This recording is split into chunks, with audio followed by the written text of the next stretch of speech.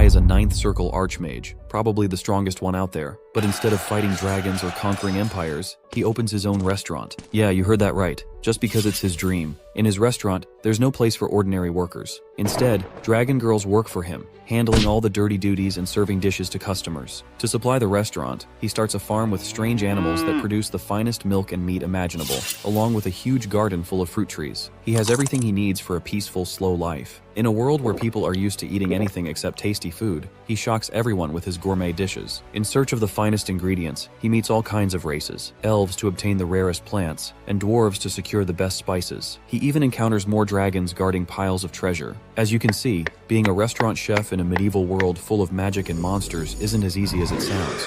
So, here's how it all started. 15 years ago, Ellison was just a high school student in a culinary school. He dreamed of becoming a chef after graduation, but life didn't give him a chance when he met with an accident by a truck. When he opens his eyes, he finds himself in another world where war is raging. At first, he is baffled about what to do, but a man helps him join a group of evacuees. From this person, Ellison learns that this place is called the Rubern Empire, specifically the city of Greek, which is engaged in a war against dragons. He immediately adapts to his new situation, while reasoning himself that nothing can be worse since he is given a second chance. Besides, he doesn't need to join the military after graduation here, which brings him some relief. However, his relief is short-lived when a knight appears in front of everyone. One of them informs the crowd that, as the mercenaries have fled and they have nowhere else to turn, the emperor commands everyone to join the military due to the shortage of manpower. For this purpose, they have implemented conscription, which requires people aged 17 to 45, regardless of social status, to join the Knight Corps. Thus, our protagonist joins the military in this way.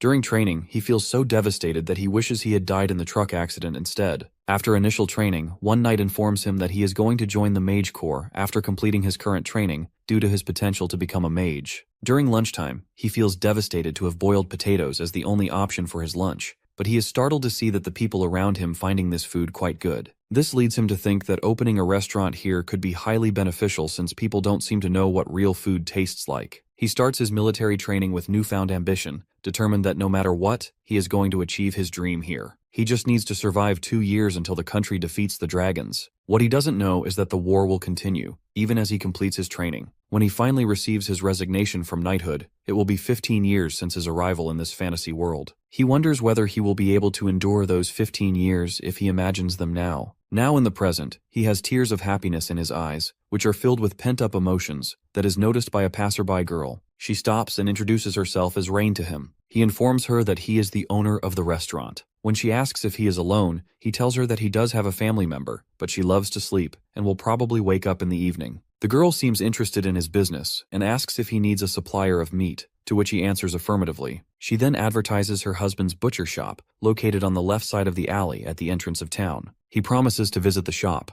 However, she warns him about her husband's bad temper, but he shrugs it off, thinking that he has already dealt with all sorts of people during his time in the military. When our guy sees the butcher's grumpy face, he gets nervous and murmurs that he needs meat for his restaurant. The butcher isn't interested in his offer, while assuming that, as a restaurant owner, he is nothing but a thug who will resell the meat at double the price. However, the butcher's grumpiness is interrupted by his wife, who hits him with her frying pan. She orders him to get some Baloran meat for the customer. He protests, while complaining that he suffers because of people like him, but she still pushes him to get the meat. Then she turns to him and apologizes on her husband's behalf. She explains that her husband was betrayed by a restaurant owner in the past, which is why he is so furious about such matters. He then learns that the Creston was once a mercenary, and in return, he shares that he served in the military for 15 years. Meanwhile, her husband brings out a bag of meat, though it is not Baloran meat, and asks him to show his skills. There is no way this butcher is going to hand over the precious Baloran meat. Instead, he will only supply it to only approved restaurants. When he looks inside the bag, he is surprised to find this type of meat. The butcher, on the other hand, orders him to make a dish with this meat that will satisfy him if he wants further supply. Otherwise, he won't get anything in the future. The butcher clearly states that his standards are quite high when it comes to the taste of his meals, so our boy had better be prepared for what he is going to serve him. His demands make our protagonist quite nervous, which prompts a taunt from the butcher, asking if he is scared. The next moment, the butcher is hit hard by his wife, who apologizes on his behalf. However, our boy shakes off her concern while confidently stating that he is going to treat him anyway, which startles her a little. He then asks them to join him that evening at his restaurant for dinner. She is reluctant, while seeing that he is going to make the meal with the meat her husband offered, but he shakes it off by saying that this meat is enough to prepare a good meal. When he leaves, she is still nervous,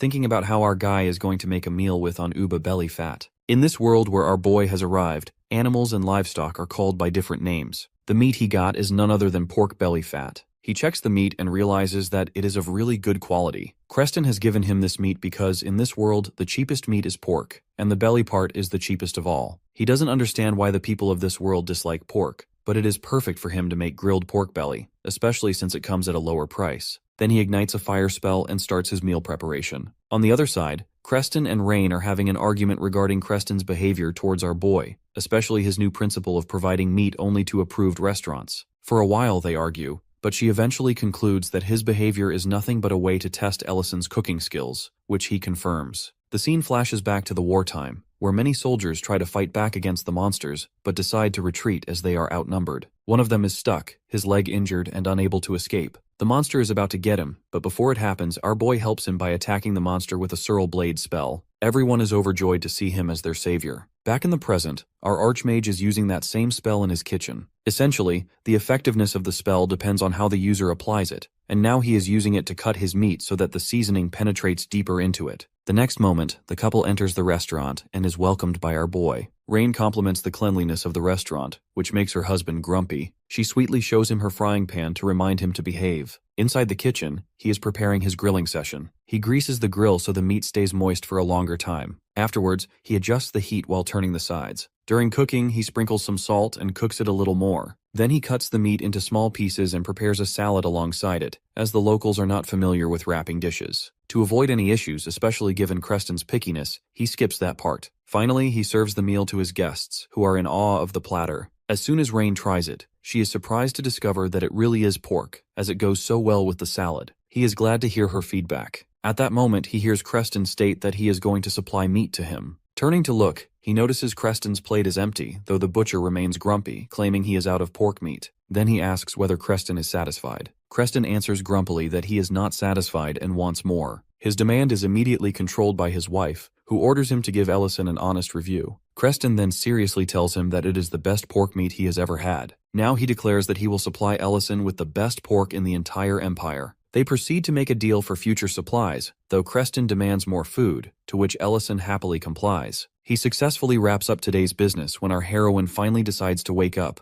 drawn by the delicious smell of the food. Our guy's restaurant is going steady for his first week, receiving constant orders for pork belly. Not only this, every customer leaves the restaurant cleaning their plates and satisfied. At the end of the day, he wonders whether he should close the restaurant now. While checking, he notices that his stock of spices is running low, and he is out of pepper. In this ancient world, where trade is difficult, spices are precious ingredients, and their quality is not up to par with the modern world. He takes out a coin from his pocket and comes up with a wonderful solution to his problem. He then summons the ingredients from the modern world. He accidentally discovered this magic while trying to find his way back to the modern world, but he is glad to have found it, despite the limitation on the size and weight of the ingredients he can summon. He sends out the gold coins out of guilt to the modern world, as he feels like he is taking the ingredients without the owner's permission. While pouring his spices into the jar, he thinks about how he can't summon food like meat, eggs, or fresh items, as when he summons them, they all turned out spoil. Not only this, but one of the great disadvantages of this magic is that it is quite tiring. Then he decides to treat himself with the beer which he has initially summoned. When he opens his fridge and finds it empty, he immediately understands that it is the work of our dragon girl. He immediately goes to the girl and scolds her, not only for drinking all of his beer but also for not having the grace to clean up after herself. She scoffs while telling him that it's revenge for not leaving her any good meal.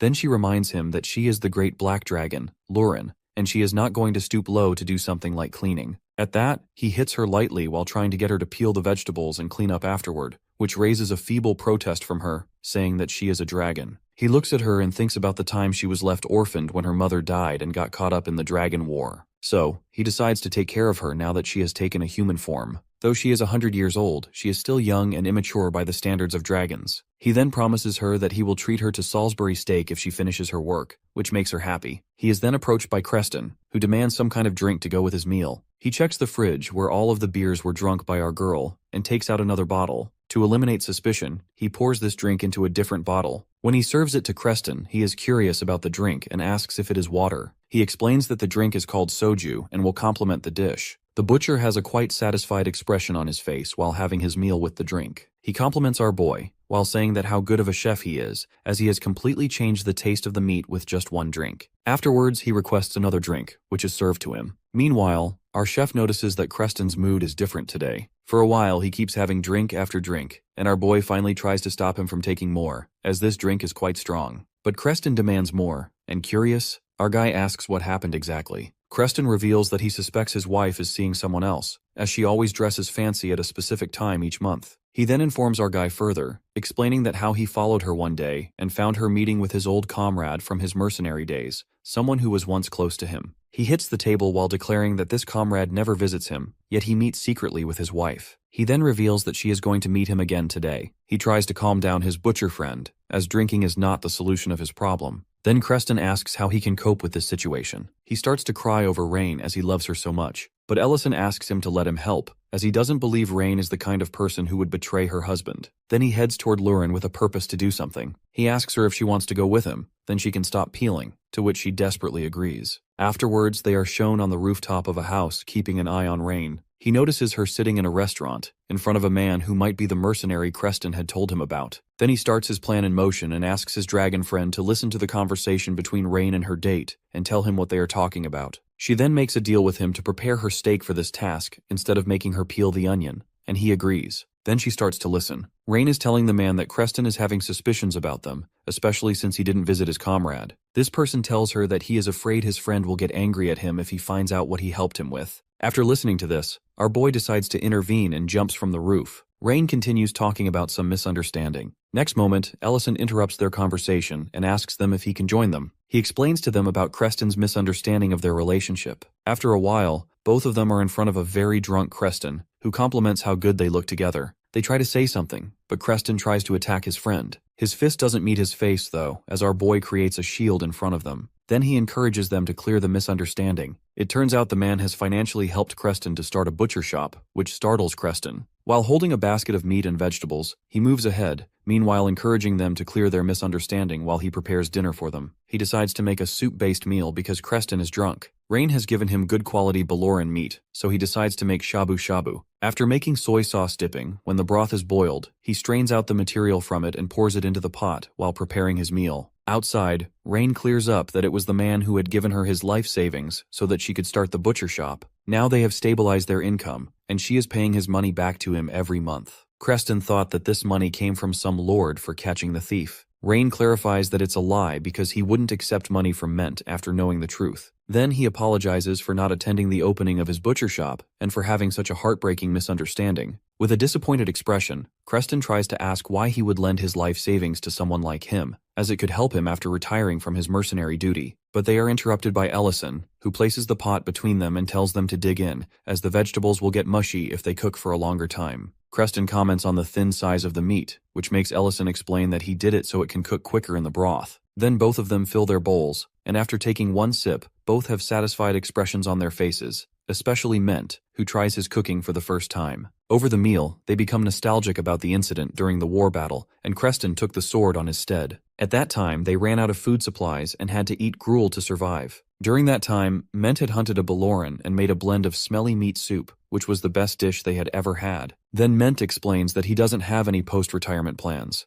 As for him, helping his friend was the most important thing. Then both of them apologize to each other. Afterwards, our dude gets an accusing finger from our dragon girl, who reminds him that he broke his promise to make her steak. He tells him that since evening hasn't set yet, he will make her food, but she grumpily reminds him that it is already night. He ignores her and asks Ment for his feedback on the meal. The man compliments his cooking and asks if it's okay with him if he and his mercenary group, who are about to depart for their escort mission, come to his restaurant and eat. He is silent at the offer, as he will have to make dinner for the entire mercenary group. It seems like our boy decides to catch a chicken for his restaurant, but catching a chicken in this world is quite an exhausting matter. He even considers burning down the forest just to catch one. Now he regrets declaring that he is going to prepare chicken for the mercenary feast. In a flashback, it is shown that he demanded Creston supply him with chicken, to which Creston replied that it is impossible to get one because of the rarity of the livestock. However, when pressed, he tells our guy that he heard they were spotted in Lemon Forest. Now, he is tired of getting the chicken and asks Lurin to help him. She agrees to do it if he will do the dishes in her stead, which he agrees to. The next moment, she burns the chicken, prompting a compliment from our boy that she would be like one of them if she didn't eat Dragonheart, which she is very proud of. After a while, Lauren is enjoying beer after getting her job done. He taunts her, saying that she didn't do anything besides glaring at the chicken. She replies that glaring with burning eyes was a tough job to do. At that, he reminds her not to drink all of them, as they need some for the guests in the evening, as the beer will complement the dish he is preparing for the evening.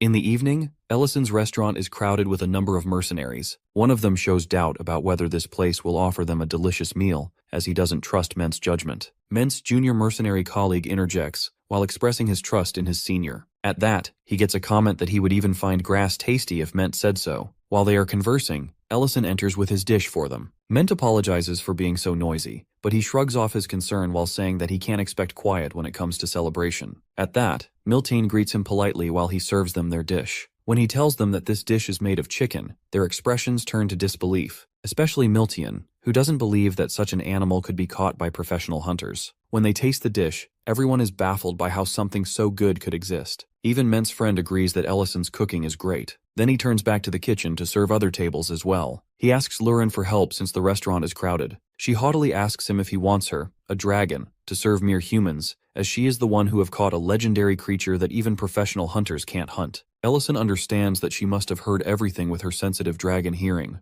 To lure her to help, he reminds her that opening a restaurant after the war ends was the plan for both of them. He emotionally blackmails her by saying that he can manage on his own if she wants. Upon listening this, she finally agrees nervously. After a while, she is serving everyone, and when it's over, she collapses onto the tables in exhaustion. He then brings a platter of fried chicken with beer, which he had saved for themselves. Both of them dig in with satisfied expressions. Ellison notices that she has not only served but cleaned as well. He comments on how mature she has become. Exhausted, she puts her head on his shoulder, claiming that she does it because it's their restaurant. He teases her, while mentioning that the deal they made about the dishwashing can be forgotten now. She replies that it's an entirely different matter. The calm scene is interrupted by the Black Dragon Elder, Metadana, who comments on how unpleasant human cities are. When Ellison utters his name, he scoffs, while saying that his name is so unworthy that a human like Ellison can even say it. He asks his purpose for being there. Instead of answering him, the Black Dragon compliments how he's coping in his small place with a dragon while Lurin tries to hide behind him. Ellison reminds him that no one argued against him having Lurin if he came here for her. The Black Dragon agrees with him, saying that he indeed came for her. She tells him that she wants to stay with Ellison since he abandoned her. He corrects her, saying that he didn't abandon her but was just a little late. He is interrupted by Ellison, who reminds him that Lurin was promised to him, and dragons don't back off from their promises. He answers that he agrees with the promise, but the rules made before that promise should take priority. Upon their confusion, he explains that it's a Black Dragon rule that dragons reaching 800 years old must reach adulthood. So, dragons who don't have their lair until they turn 800 must become a ward and head to the sacred land. Lurin was using her mother's lair, but it was destroyed in the last war, leaving Lurin with none. So, next year, when she will turn 800, she must leave for the sacred land. He deadpans that she doesn't have any choice. Otherwise, a war will break out. Our boy is quite confident as he states that this rule is not a big deal. Ellison remains fearless as he suggests building a dragon's lair. His confident words shock Metadana, who is furious at his audacity, expresses his anger. He believes Ellison is underestimating the danger of the Black Dragon's power, even if he consumed Lord Hart. Sensing the tension, Lurin tries to calm the situation. She assures Ellison that she is fine and stops Ellison from declaring war. Ellison then clarifies his intentions, explaining that he is not talking about reincarnation, but rather building a dragon's lair. Both Lurin and Metadana are shocked by his idea.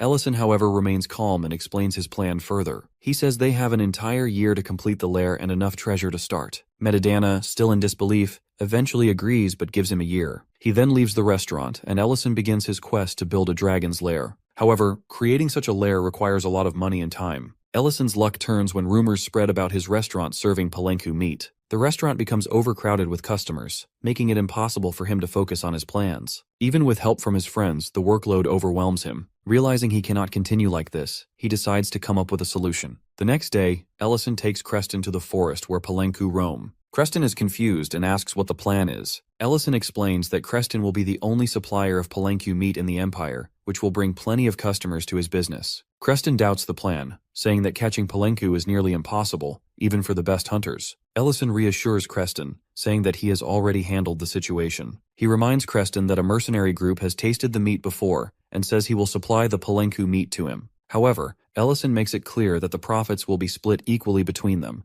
as he is not giving the meat away for free. Although annoyed by Ellison's demands, Creston reluctantly agrees. Ellison then uses his magic to create a massive barrier in the forest to prevent the Palenku from changing their habitat. Creston watches in awe, stunned by the size and complexity of the barrier. He cannot help but ask Ellison who he really is. Ellison, however, simply replies that he is a restaurant owner and does not reveal anything more. The plan works, and soon the restaurant becomes empty. Although Ellison is relieved, he feels a little disappointed that not even a single customer remains. Lauren notices his mixed feelings and asks if he is truly happy about this. Ellison admits that at least now they have time to build the dragon's lair. Lauren then asks if Ellison plans to live in the lair with her once it is built. He immediately rejects the idea, explaining that his effort is only to create the lair, not to live there. Hearing this, Lauren throws a tantrum, saying that she does not want the lair anymore. After some negotiation, Ellison convinces her by promising that the lair will be built nearby. They agree to construct it in the hills below the restaurant, which Ellison owns. However,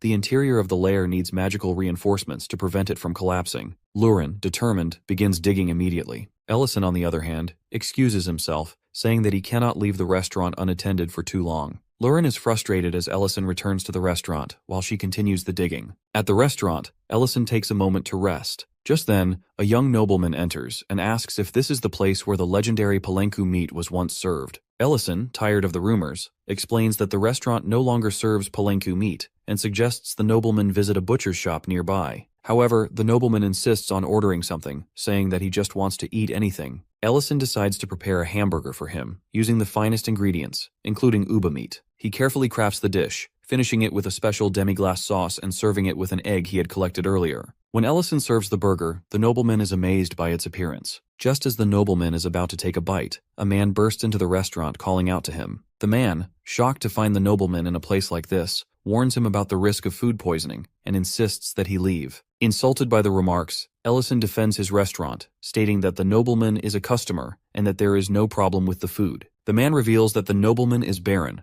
heir to the barony of Greek. However, this revelation does not faze Ellison, who continues to argue. The nobleman eventually leaves a gold coin on the table, apologizing for the inconvenience and leaving without eating the food. Later, Lauren returns to the restaurant, covered in mud and complaining about how hard she has worked. She demands that Ellison take over the digging, saying she cannot do it anymore. However, Ellison, already dressed to leave, informs her that he has somewhere to go. At the barony, Ellison approaches the young baron with a paper bag. He explains that the nobleman left his food behind and offers him the reheated hamburger. The baron, surprised by Ellison's gesture, takes the food. Just as he is about to eat, a knock on the door interrupts them. Annoyed by the interruption, Ellison mutters in frustration, wishing the baron could enjoy his meal in peace. Diane hears a knock at the door, and he crumbles into panic. His hands shake, sweat forms on his forehead, and his voice falters as he turns to Ellison. He asks him what he should do. Our guy calmly looks at the Baron with an expression of slight amusement. He tells the Baron to take control of the situation and advises him to firmly declare that nothing is wrong. He says to the Baron that he must use his authority as the rightful heir to the barony. However, the Baron shakes his head, the fear in his eyes evident. He mutters that no one listens to him. He believes the person outside will ignore his words and enter regardless of his protests.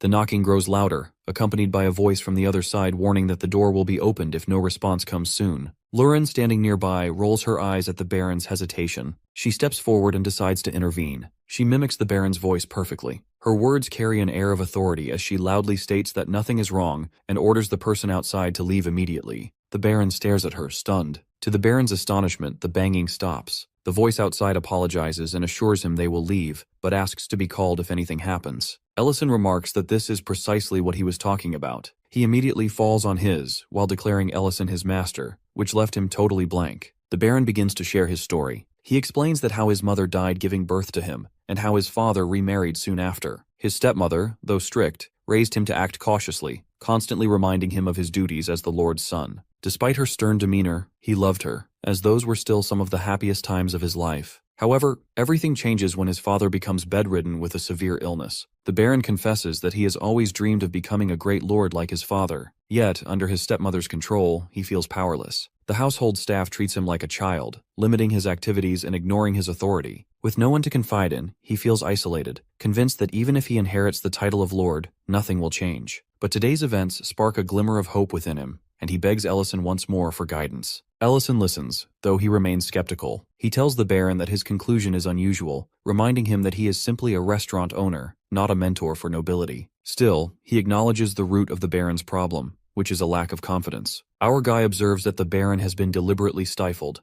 preventing him from acting independently or asserting himself. He offers simple but firm advice. He tells the Baron to meet people's eyes when he speaks, and to take responsibility for his words and actions. He explains that being a good lord means carefully listening to others, thinking deeply, and making decisions that feel right. If the decision turns out to be beneficial, it's a success. If not, the Baron must own up to the consequences and learn from them. Before he can say anything more, Ellison gets up and casually mentions that his hamburger is getting cold. Left alone, the Baron reflects deeply on the advice he has received. As he takes a bite of the hamburger, something clicks in his mind. Meanwhile, Ellison and Lurin teleport outside the city. Lurin, curious, asks why he went out of his way to help the Baron. Ellison pulls out a gold coin and explains that it's just business. The coin is worth 100,000 runes, far more than the cost of a hamburger. Lurin stares at the coin in shock, unable to believe someone would pay such an amount. Ellison shrugs, explaining that for such a price, proper service is expected. He hopes the Baron becomes a regular customer, but Lurin frowns at the idea, grumbling that it would mean fewer hamburgers for her. Meanwhile, at a clinic on the outskirts of the city, the elf doctor Elena shares her struggles with Rain, a close friend. She explains how she left her homeland to help people, but now faces prejudice and objectification.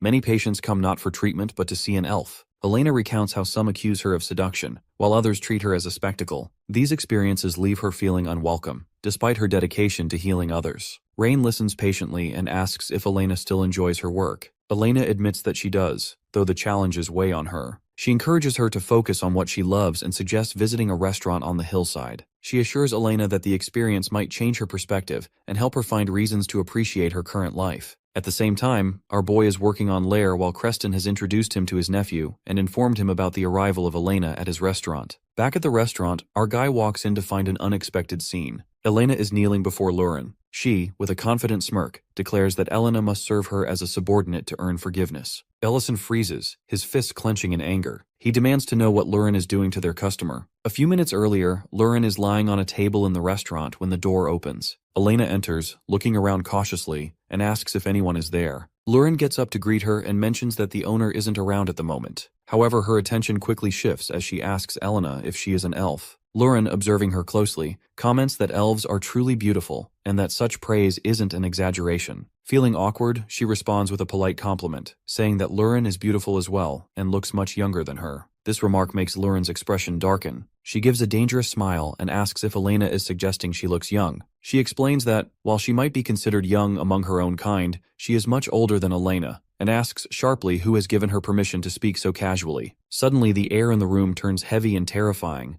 filling Elena with fear. Overwhelmed, she collapses to the ground, unable to withstand the oppressive atmosphere. It is this tense scene that our guy encounters as he returns to the restaurant. After dealing with Lurin, he opens the door for the guest, apologizing for the earlier commotion and welcoming them inside. Lurin, now nursing a bump on her head, cries miserably after being scolded by Ellison. Watching this, Elena feels confused and shocked. She can hardly believe her eyes. In her mind, she questions whether the young girl in front of her is truly a dragon. Dragons are creatures of immense power, feared by all. They are known as living disasters capable of destroying entire villages with ease. To see one acting like a child is beyond her understanding. While Elena is still trying to process the situation, she cautiously asks our guy if he is really human. He hesitates at first, but soon realizes Lurin must have revealed her identity. In a low voice, he admits that he is human and confirms that the girl is indeed a dragon. He asks her to keep this information a secret, explaining that it is a complicated situation. Elena assures him that she has no intention of provoking a dragon, as she values her life too much. Ellison tries to reassure her that she wouldn't be harmed in this place,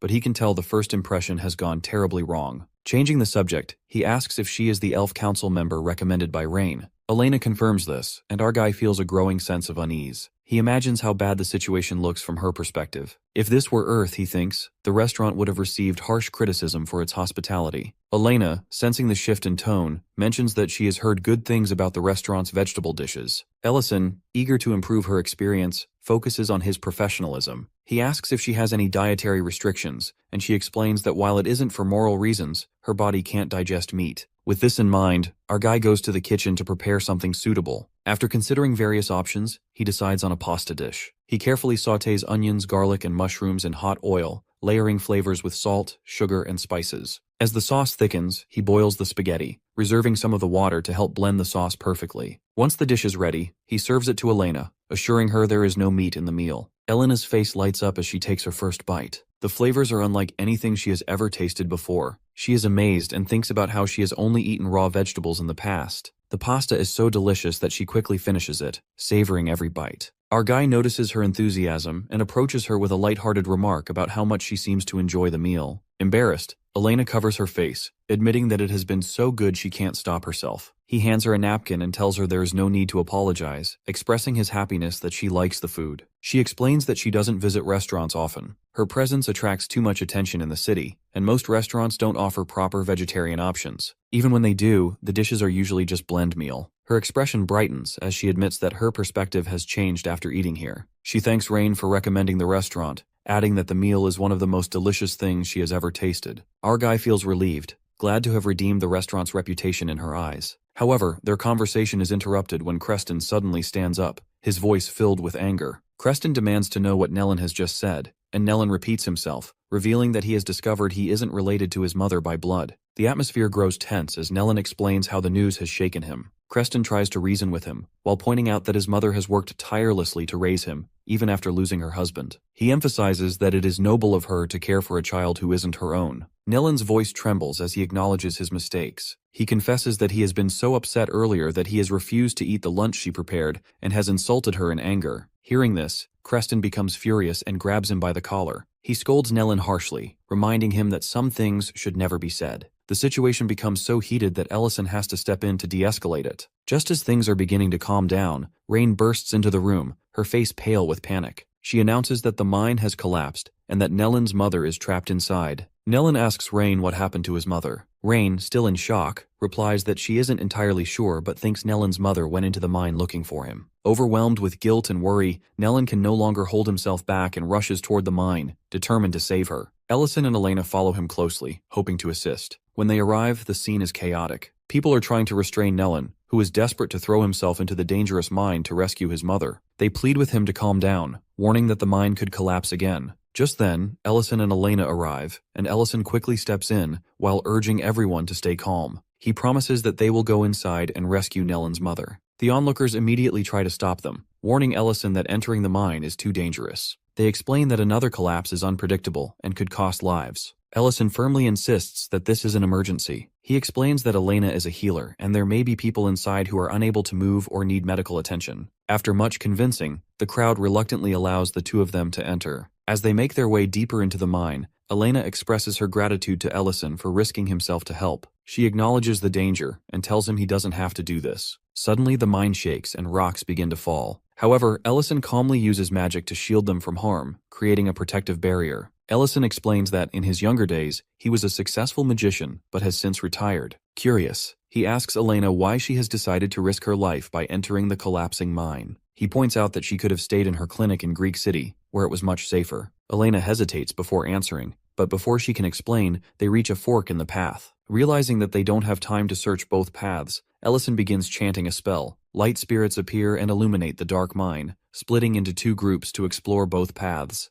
Elena, amazed by the sight, watches as the spirits lead them to a group of injured workers. One of the workers, seeing the glowing lights, panics and thinks he is hallucinating. However, Ellison and Elena arrive just in time to assure him that help is real. They find that the workers' injuries are not too severe. Using her healing spells, Elena quickly treats them, and the workers are able to leave the mine safely. Ellison's magic assists in clearing the path and moving heavy rocks, while Elena continues healing those in need. The rescued workers are transported outside, but Nellen's mother is still missing. Pressing on, Ellison and Elena finally find her lying unconscious on the ground. Elena immediately assesses her injuries and realizes they are serious. She uses a stronger healing spell, pouring all her energy into saving her. A gentle green light envelops the area, indicating the powerful magic at work. Meanwhile, outside the mine, Rain is overcome with worry and cries uncontrollably, fearing for Nellen's mother. Creston tries to comfort her, reassuring her that Elena's healing magic is strong and effective. Ellison also reassures Nellen, who is frozen in fear, that his mother is out of danger thanks to Elena's efforts. Exhausted but determined, Elena trembles as she explains that the head injury has been healed and that the wound near the eye is not too serious. She predicts that Nellen's mother will regain her vision once the bandages are removed. As Nellen looks at his mother, his guilt overwhelms him. He notices the basket of breakfast she had lovingly prepared for him, which he had cruelly rejected earlier. He regrets his harsh words, blaming himself for her current state. Suddenly his mother stirs and calls out weakly, asking if Nellen is there. Hearing her voice, Nellen bursts into tears. He kneels beside her, apologizing profusely for his earlier behavior, confessing that he feared his cruel words would be the last thing she ever heard from him. Tears stream down her face as she responds, relieved to hear him call her mom again. She assures him that she is just grateful he is safe and that nothing else matters. Watching this emotional reunion, Elena reflects on her journey. She shares with Ellison that she once considered leaving her clinic and returning to her hometown. She had been disheartened by bad experiences and the lack of trust she often faced. However, she reveals that Rain encouraged her to find reasons to love the place she had grown to resent. Elena explains that human lives, though shorter than those of elves, are filled with intense emotions that are both inspiring and exhausting. Despite her doubts, she has come to admire their sincerity and passion. She admits that, ironically, these very qualities are what led her to open her clinic and stay. Then she smiles faintly, admitting that she has even discovered something else she likes about humans, which is their ability to make delicious food. Before she can finish speaking, exhaustion overtakes her, and she nearly collapses. Fortunately, Ellison catches her just in time. The atmosphere becomes awkward as Ellison transfers magical energy to her, helping her regain her strength. She feels the energy flow through her body and is astonished by the technique, recognizing it as magic typically associated with elves. When she asks about it, Ellison quickly explains that he learned it from a friend named Beeden. Hearing the name, Elena is stunned. She realizes that Beeden is the legendary elven hero and asks how Ellison knows him. To avoid a complicated explanation, Ellison simply states that he used to be a well-known magician in his prime. Meanwhile, back at the restaurant, Lurin is inside her lair, digging a hole with great frustration. She grumbles about how unfair it is that Ellison left her behind with such a task, especially since she isn't allowed to use magic in front of others. Just as her complaints reach their peak, a sudden burst of water sprays out, drenching her completely. Ellison returns to the cave to find it in complete chaos. The ground is covered in mud, and the entire area looks like a battlefield. Lurin, standing in the center of it all, is covered head to toe in dirt, but seems strangely proud of herself. When Ellison asks her what happened, she explains that water started spouting from the ground, and she dug deeper to find its source. Though furious at the scene before him, Ellison tries to hold back his anger, reminding himself that Lurin did not do this out of malice. Looking at the evidence, he quickly understands that she must have struck an underground water vein while digging. He points out that it is impossible to see where the water comes from, even with magic, and that she has dug far deeper than expected. Ellison reminds her of their earlier discussion about reinforcing the cave walls to avoid collapse. Lurin, unbothered by his frustration, confidently replies that she has not forgotten. She claims that the cave remains standing because of her barriers. Despite her assurance, Ellison knows the cave structure needs stronger reinforcements and begins summoning his magic. He releases a large amount of magical energy, creating a massive spell to stabilize the walls. Lurin, watching him, quickly warns him to restrain his power. She reminds him that if he loses control, he might end up blowing up the entire mountain. Ellison listens to her and carefully adjusts his spell, ensuring the magic reinforces the cave safely. Meanwhile, Lurin casts her own spell to strengthen the cave further, adding an extra layer of support to keep it from collapsing. Once the reinforcement is complete, a loud sound echoes through the cave, and water suddenly bursts from the ground with even more force. Ellison carefully observes it and realizes that Lurin has indeed struck an underground water vein. He identifies the water as coming from a natural hot spring, its warmth rising through the earth. Before Ellison can stop her, Lurin immediately jumps into the water, trying to warm herself. She shouts that it feels too hot and panics, thinking she is about to be boiled alive. Ellison, watching her, scolds her for rushing into things without thinking first. He decides to take control of the situation and uses magic to reshape the ground. Pressing his hand to the earth, he forms a smooth, natural basin where the water can collect. The pool begins to take shape, filling with clean, warm water as the hot spring stabilizes. Once the basin is complete, Ellison removes the upper part of the barrier to allow the spring water to flow freely. Without hesitation, he picks up Lurin and tosses her back into the water. Lurin shrieks in protest as she falls, but once submerged, she realizes the water is surprisingly pleasant. It is warm and soothing, not too hot at all. Ellison, having adjusted the temperature earlier, calmly joins her in the hot spring after removing his outer coat. As they settle into the water, Lurin grows curious and asks where Ellison went earlier. She mentions seeing him disappear and wants to know what he was doing. Ellison explains that the mine collapsed and he had to go rescue people. However, Lurin focuses on whether or not he was with the elf, ignoring the seriousness of the situation. Ellison admits that he needed the elf's help because he is not skilled in healing magic. Lurin, however, sulks at his response and turns her back to him, muttering to herself. She complains that while he was off with someone else, she had been stuck digging through the cave alone. She also admits that she dislikes elves and most other races, except for dragons. Ellison realizes that Lurin is jealous and tries to lighten the mood. Using magic, he prepares a cup of hot cocoa and hands it to her. Despite her sulking, Lurin cannot resist the drink and takes it, immediately delighted by the taste. Seeing her mood improve, Ellison makes a cup for himself as well. As they sit together in the warm water, sipping their cocoa, Ellison begins to speak. He explains that cocoa powder comes from cacao beans, and that making it is not as simple as it seems. It requires harvesting, drying, roasting, and grinding, each step demanding effort and care. He points out that many people work hard to produce something as seemingly simple as cocoa powder. He continues, reflecting on his own abilities. Though he has enough magical power to destroy an entire mine, he admits that he cannot heal the injured. He also struggles to find basic ingredients for the restaurant without Creston's help. Even creating spaces like the Dragon Cave requires collaboration with dwarves who can construct the physical structure. Ellison tells Lurin that people, no matter their race or abilities, have their own strengths and weaknesses. He reminds her that dragons cannot handle everything on their own, and this does not make them any less valuable. Lurin listens quietly, and though she still looks stubborn, she begins to understand what he is trying to say. After a moment, she responds that she still treats him differently. To her, Ellison is special, and no one else compares. Elsewhere, far from the cave, a group of mercenaries finds themselves in serious trouble.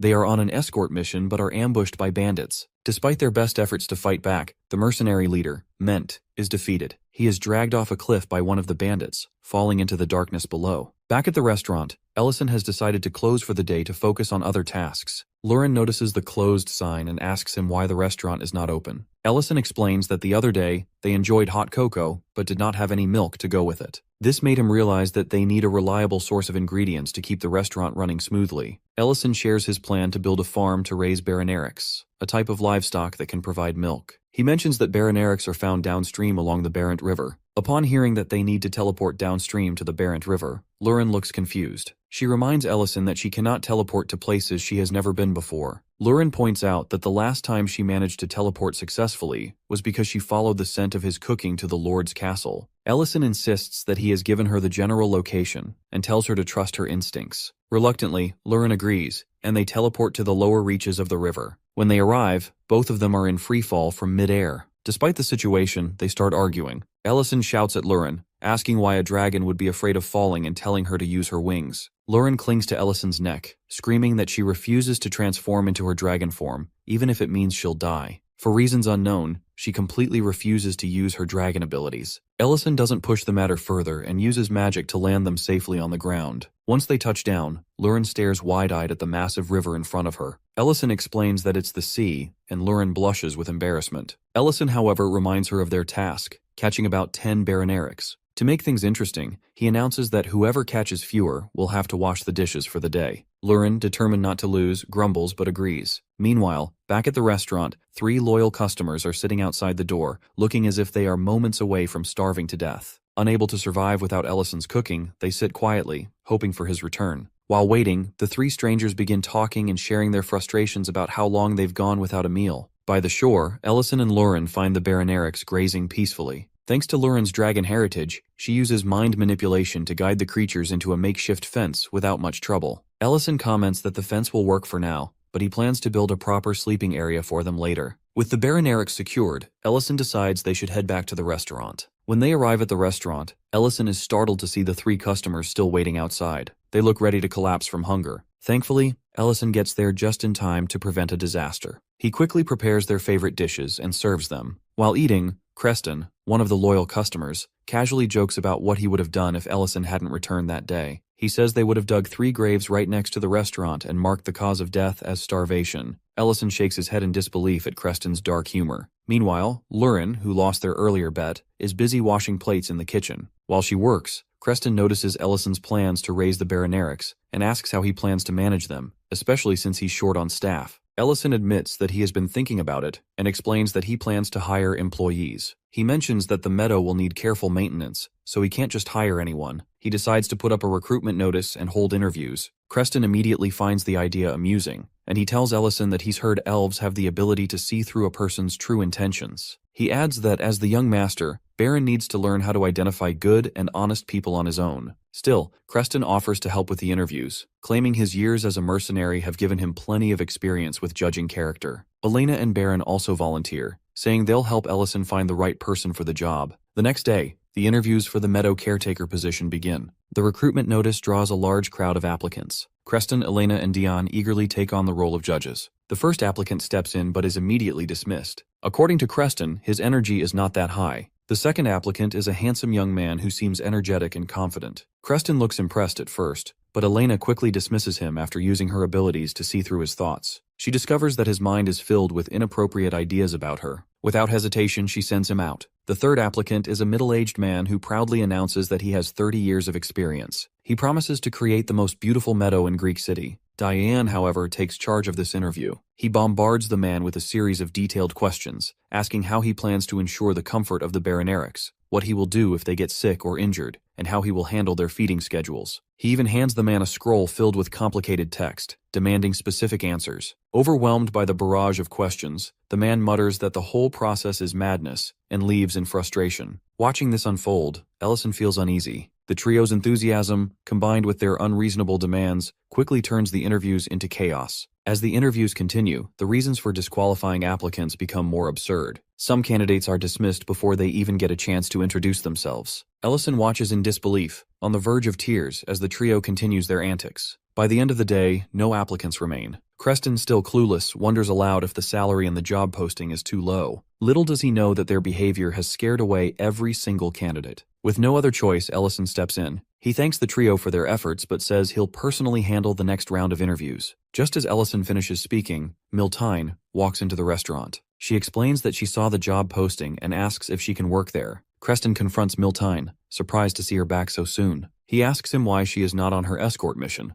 Miltine explains that their group was attacked by bandits, and her superior, Ment, fell off a cliff while protecting her. Creston grows angry and questions why Ment never told him about this. Miltine reveals that while Ment has recovered from his injuries, he has lost the use of one leg and has retired from mercenary work. Miltine's face darkens as she recounts the incident. Even though Elena, a healer, wanted to assist Ment, too much time had passed, and there was nothing she could do to restore his mobility. All she can manage now is to check on him periodically. Lurin, overhearing this, interjects with a blunt remark, questioning why Miltine is the one looking for work when Ment is the one injured. Our guy immediately scolds Lurin, telling her to be more considerate of Miltine's situation. He reminds her that Miltine is already under a lot of stress and does not need additional criticism. Despite his reprimand, Ellison cannot deny that Lurin's curiosity matches his own. It seems odd for a mercenary like Miltine to leave her field entirely and seek work here. Miltine, blushing awkwardly, explains that she is not just looking for work for herself, but is trying to find a job that suits Ment as well.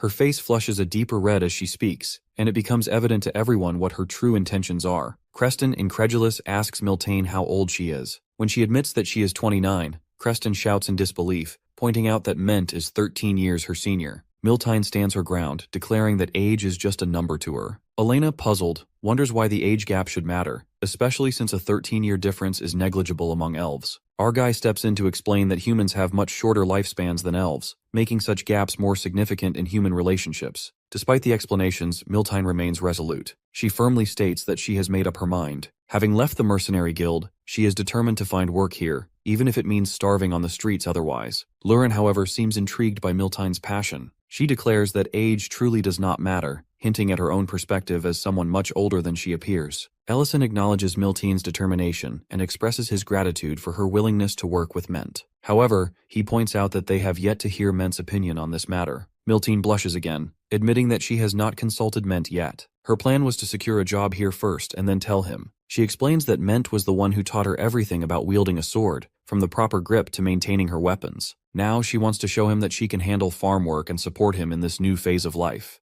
Elena finds the tale beautiful and admires Miltine's determination to stay by Ment's side. However, she wonders if some of the words being used might not fully convey the situation. Ellison, after some thought, speaks up. He tells Miltine that once she successfully collects her first bucket of milk from the farm, he has the perfect dish in mind to celebrate with Ment. He expresses his excitement about working with her, officially welcoming her to the team. The next day, Miltine arrives early, eager to begin her first day on the job. Her initial task is to take the Baronerics out of their fence to graze. Approaching the first Baroneric carefully, she marvels at how calm and well-behaved the creatures seem. She is unsure what kind of magic is used to train them, but she assumes the task will be easy. However, things do not go as planned. Even a slight nudge from one of the Baronerics sends her tumbling to the ground. No matter how many methods she tries, Miltine finds herself repeatedly struggling. She is knocked over multiple times as she struggles to keep up. As the day passes, Miltine finds herself growing more frustrated. While preparing dry hay for the Baronerics one evening, they crowd around her, ignoring the fresh grass she points them toward. Sitting down in frustration, Miltine complains to herself about how drained she feels. She worries about being fired before she even has the chance to work with Ment. Just as she starts to despair, one of the Baronerics approaches her, gently nudging her with its nose. To her surprise, it seems to understand her feelings and willingly lets her milk it. Overjoyed, Miltine collects her first bucket of milk and rushes to Ellison, announcing her success. Ellison, pleasantly surprised, admits that he thought it would take her at least a week to achieve this. Smiling, he praises her efforts and tells her to change into clean clothes for the next task. Miltine, confused, asks what they are preparing for. Ellison explains that they will use the milk to make a special dish for Ment,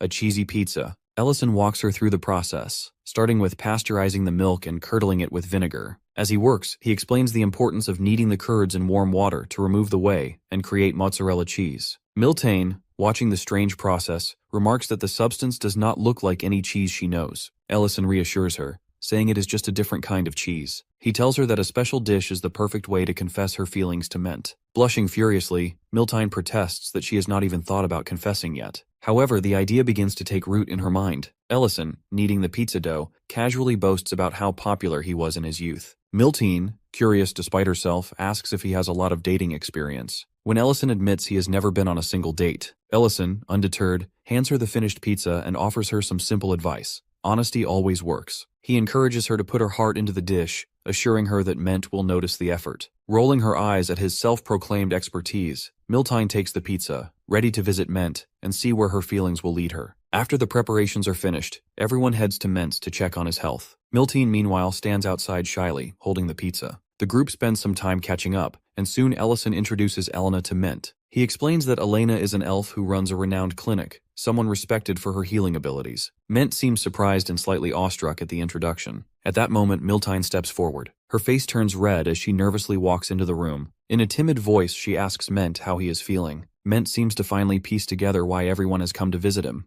Elena, calm and professional, begins using her magic to treat his injured leg. While her magic can't fully heal the damage, it is effective enough to aid in his rehabilitation, offering some relief to Ment. After the treatment, Ment turns his attention back to Miltine. He reminds her that she seems to have something important she wants to say. His tone is expectant, as if waiting for her to reveal her thoughts. Miltine's heart races and she begins sweating. The others look on, silently rooting for her to make a heartfelt confession. However, panic grips Miltine, and she quickly changes the subject, asking Ment if he is hungry. She suggests they eat first, hoping the food will give her the courage to speak. She reminds herself of Ellison's advice. Honesty will work if she lets her sincerity shine through. Miltane presents the pizza she has worked hard to make, arranging the toppings into the shape of a heart. She explains with a nervous voice that the dish is called a pizza, something she has made herself with some help from Ellison. She adds that it is special, and asks him if he thinks it looks nice. Ment, however, doesn't seem to understand the deeper meaning behind her effort. Without much thought, he suggests they eat and immediately reaches for a slice. As everyone starts eating, Ment takes a bite and expresses his surprise. He comments that he has always thought cheese is the smelly product sold in markets, but the cheese on this pizza is delicious. He praises the flavor and texture, which seems to win him over immediately. While the others enjoy the meal, Miltine eats quietly. After the meal, Ment turns to Miltine and compliments her cooking. He says he hadn't known she was capable of making something so unique and delicious. Miltane, mustering her courage again, asks him if he has thought about what he wants to do with his future. Her tone is serious and the sudden change makes Ment pause. He admits that he hasn't given it much thought.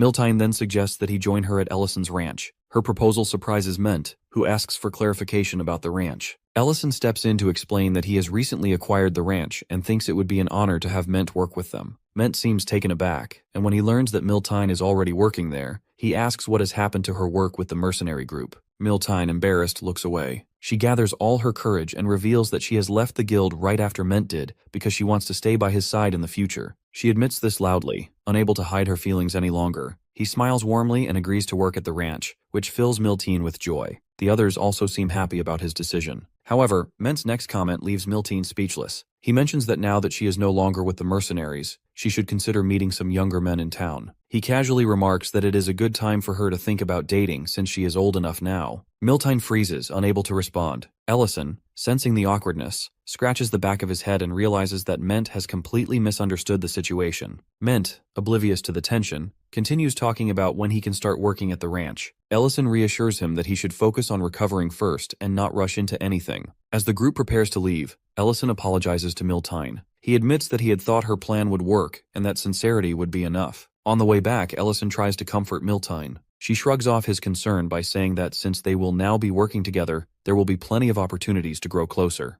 Miltine forces a smile, saying that she isn't upset and that she is looking forward to working with everyone. As she walks away from the group, Miltine can't hold back her tears. She cries quietly, but even in her sadness, she resolves not to give up. The others watch her leave, feeling sympathy but unsure of how to help. Meanwhile, Ment sits alone, deep in thought. It seems as though he has understood everything all along but isn't ready to face the truth. The next day, Crown Prince Leon of the Loving Empire arrives in the area. Though he wears a polite smile, his expression remains unimpressed, for the rural surroundings is evident. As he travels, he notices two beautiful women standing by the roadside. Without hesitation, he approaches them and invites them to the castle for the evening. Nearby, Porgo observes the prince's behavior and asks Madrini what is going on. Porgo's expression darkens, and he expresses frustration over the lack of proper welcome by Greek city lord. Meanwhile, Dion prepares himself to meet with the prince. Since his mother is unwell, he will be attending alone. The steward, noticing his concern, encourages him by reminding him of his responsibilities. He tells Dion that he now represents his people and that they believe in him. Dion enters the room where both the prince and Porgo are waiting. He takes a deep breath, silently praying for strength and guidance from his father. At the table, the atmosphere is tense. Porgo inquires about the health of Count Greek, prompting Dion's expression to grow somber. He explains that his father remains bedridden, a situation that clearly weighs heavily on him. Prince Leon, with an air of indifference, comments that it is unfortunate. He remarks that Count Greek had been under Duke Saren, to which Dion carefully replies that it has been a long time since they last spoke. The prince adds that he has heard rumors about Saren's failing health as well. Dion remains cautious, aware of the dangers of saying too much. Porgo, sensing an opportunity, shifts the conversation. He suggests that it might be time for Dion to reconsider his allegiance. Aligning with Porgo, he claims, would secure strong protection for Greek and ensure Baron's position. Baron hesitates, knowing the weight of such a decision. He responds carefully, stating that it is not something he can decide immediately. Unwilling to relent, Porgo continues to press. He brings up the ongoing civil war in a neighboring kingdom and the large-scale irrigation project. These developments, he explains, mean higher taxes for territories like Greek. Baron is visibly shocked and asks if this is an official directive from the central royal government. Porgo, with a sly grin, dismisses the importance of the question, emphasizing that managing the territory is the Count's responsibility. He reiterates that aligning with him could potentially alleviate this burden. He understands that inaction will only invite chaos and power struggles to his land. Frustrated, he shouts that he will host a grand banquet and give his answer afterward. Porgo seems unimpressed, considering it a waste of time, but Prince Leon suddenly expresses interest. He remarks that he is tired of the royal palace's cuisine and welcomes the idea of tasting something new. Dion, though uneasy, agrees and promises to serve a dish that will impress them. At the restaurant, Ellison is busy preparing food for his staff. The menu features fried rice, the aroma of which fills the room. Lurin complains about her decreasing appetite as she digs into her meal. Ellison reassures her that there is plenty of food if she wants seconds or thirds. Suddenly, a group of knights bursts into the restaurant. Their leader, sword drawn, demands to see the owner. Unfazed, Ellison steps forward and asks the knights to lower their weapons, pointing out that it is inappropriate to disrupt a place where people are eating. The knights, however, are unimpressed by his calm demeanor. One of them presses his sword against Ellison's neck, threatening him to kneel or face dire consequences. Ellison's patience wears thin. He warns the knight to leave, his voice steady but firm. The knight, oblivious to the danger he is in, raises his sword to strike. Before he can act, a commanding voice cuts through the tension, ordering the knights to stop.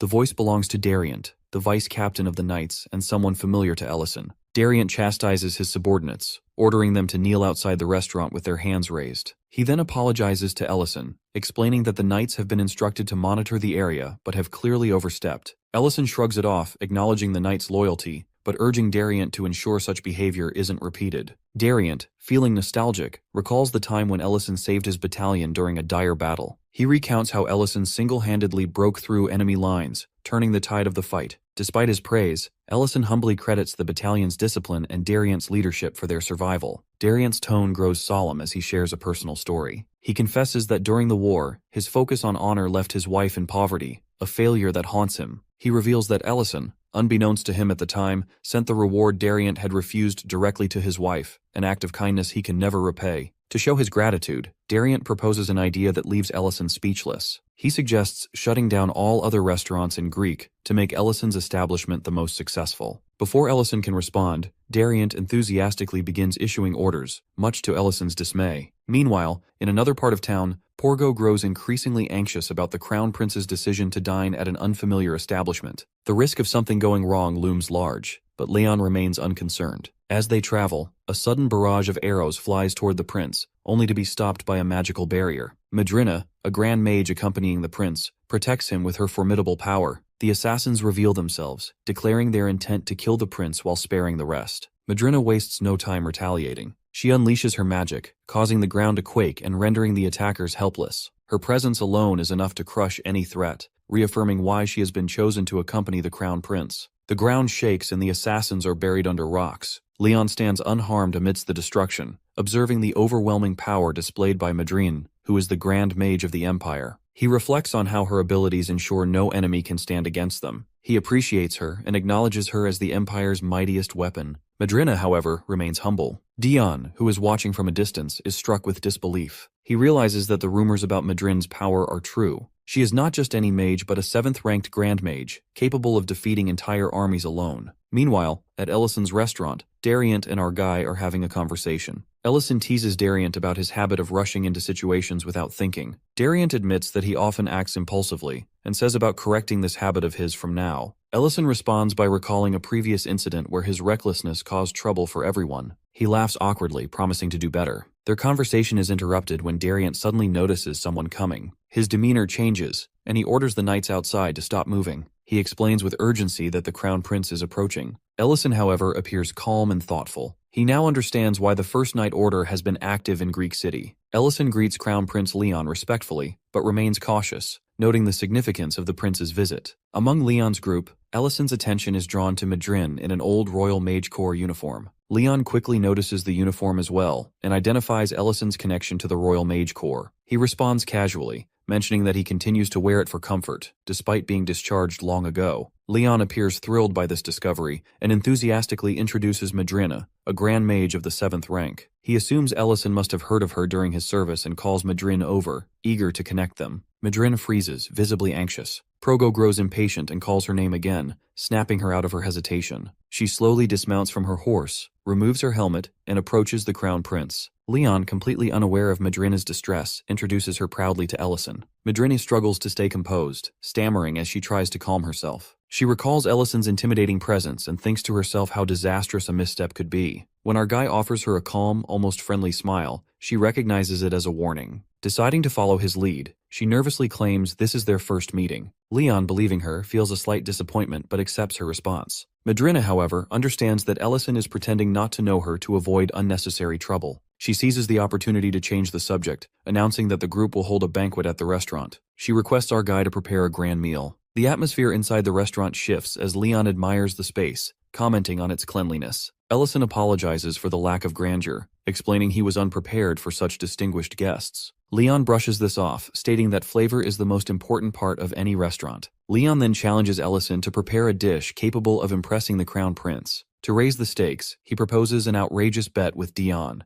suggesting that if the food fails to satisfy, Dion must parade naked around the city. He is visibly shaken by the suggestion, but Leon insists. Our guy accepts the challenge, determined to defend his reputation. For the first course, he serves a delicate mushroom soup. Leon acknowledges its aroma and balanced flavor, but dismisses it as insufficiently impressive, given his experience with countless luxury soups. Progo agrees, calling it good but ordinary. Ellison directs attention to Madrine, asking for her opinion. She hesitates, lifting the lid of her soup, only to find a message floating on the broth instructing her to deliver a passionate review. Her heart pounds as she realizes the situation demands quick thinking. Taking a spoonful, she suddenly slams the table and rises dramatically. With exaggerated enthusiasm, she declares the soup to be of extraordinary quality, likening its flavor to 9th-level magic. Her drama draws stunned reactions from the Crown Prince and Progo. Though her display seems absurd, it manages to shift focus away from the tension and diffuses some of the pressure on Ellison. Madrina, still trembling internally, hopes her exaggerated performance has met Ellison's expectations. She is feeling embarrassed of whatever she has done. Madrina, still trying to recover from her exaggerated performance, desperately urges Leon to give the soup another try. She insists it is delicious. Leon, impressed by Madrine's over-the-top reaction, reluctantly agrees to taste the soup again. He remarks that if she praises it so much, he will give it another chance. He then adds, somewhat teasingly, that her expressions are far more lively than he had imagined. Diane, on the other hand, attempting to diffuse the situation,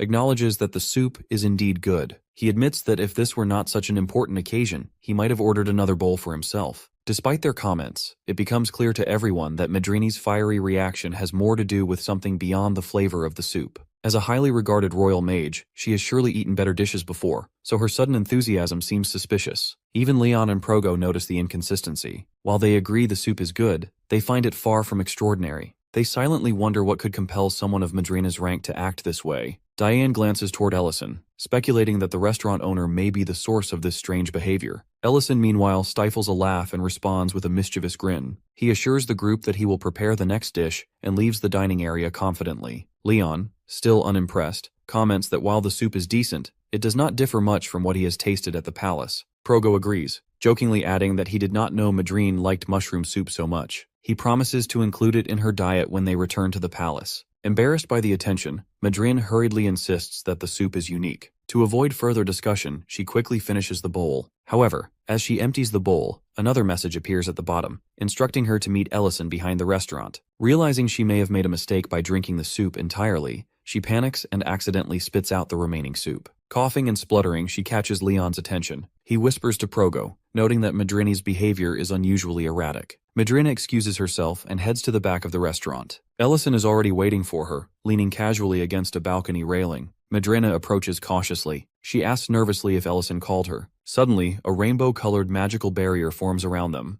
Recognizing it as a soundproofing spell, Madrine realizes their conversation will remain private. Ellison turns to face her, wearing an innocent smile. He greets her warmly, mentioning that it has been a long time since they last met. He compliments her performance with the soup, but says it felt more like a comedy than genuine praise. Madrina feels both flattered and scolded at the same time. She struggles to respond, but is interrupted by Ellison, who reminds her that he had warned her never to cross paths with him again. His smile fades slightly as he emits a powerful and ominous magical aura. He says he is glad to see her again, but makes it clear that her presence violates their previous agreement. Panicking, Madrine blurts out that she did not know he was here. Ellison, unimpressed by her excuse, demands to know why she is accompanying Leon. Madrina explains that she is simply following orders from Duke Temurin, who is expanding his influence across various territories. She adds that their presence is meant to strengthen his position within the royal court. Ellison cuts her off, stating that he is not interested in Temurin's ambitions. He wants to know about Leon's intentions. Madrina hesitates, visibly sweating under his intense gaze. Ellison, however, is describing Leon's reputation as morally corrupt and self-indulgent. He accuses Leon of using his power and privilege to manipulate others while maintaining a facade of disinterest in politics. Ellison's tone grows darker as he reveals that Leon's actions, including exploiting Dian,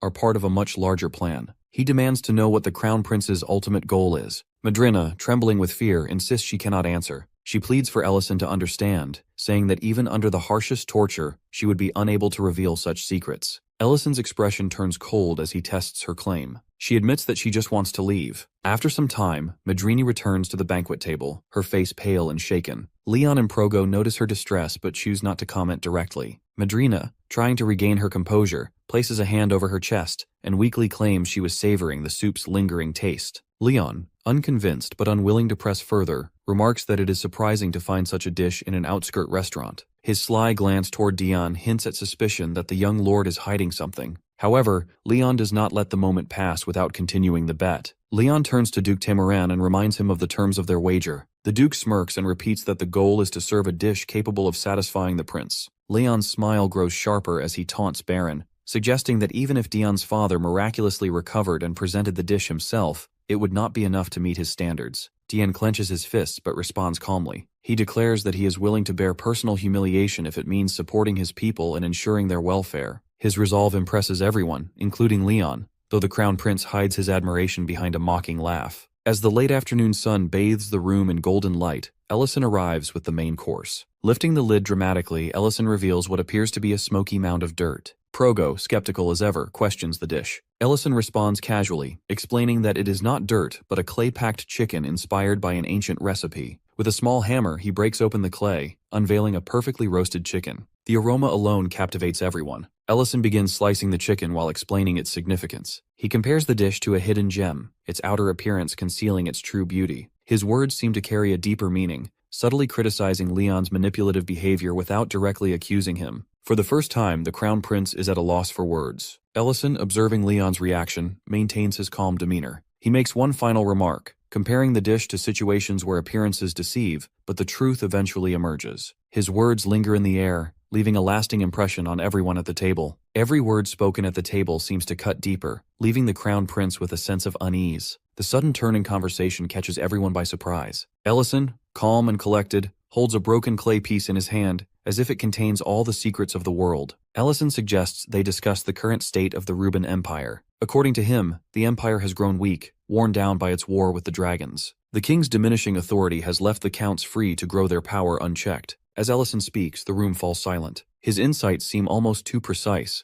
as though he has been watching the empire from the shadows. Leon's unease grows with every word. Ellison points out that the king's power is at its lowest point, leaving the Crown Prince in a precarious position. He suggests that the best way to survive such a fragile situation might be to abandon all claims to power entirely. Sweat begins to form on Leon's brow, and his calm demeanor crumbles. He mutters nervously, insisting that he has no interest in power. He claims he is harmless, content with his simple pleasures and indulgences. He agrees with Leon's statement, but in a way that feels like an accusation. He notes how Leon has been living a life of indulgence, hiding behind the facade of a carefree fool. Duke Progo, clearly angered by Ellison's accusations, glares at him and keeps stopping him and warning him. His voice is harsh as he demands to know whether Ellison understands the consequences of his words. Instead, he remains calm and composed, urging everyone to listen a little longer. Ellison raises the stakes, claiming that Leon's seemingly aimless actions are part of a larger calculated plan. He suggests that Leon is preparing to strike back at the nobles and reclaim the royal power that has slipped from the king's grasp. Progo's fury boils over. He slams his hand on the table and calls out for Deputy Commander Dariant. The room feels charged with tension as Dariant enters, visibly nervous and unsure of what is happening. Progo fixes Ellison with a deadly stare and warns him that he has gone too far. Ellison, however, doesn't seem the least bit intimidated. He chuckles softly, his confidence unshaken. He taunts Progo, suggesting that eliminating him would be no easy feat. Progo's face twists with rage as he orders his men to execute Ellison immediately. But before the situation spirals out of control, Prince Leon suddenly acts. He picks up his fork and takes a bite of the roasted chicken on his plate.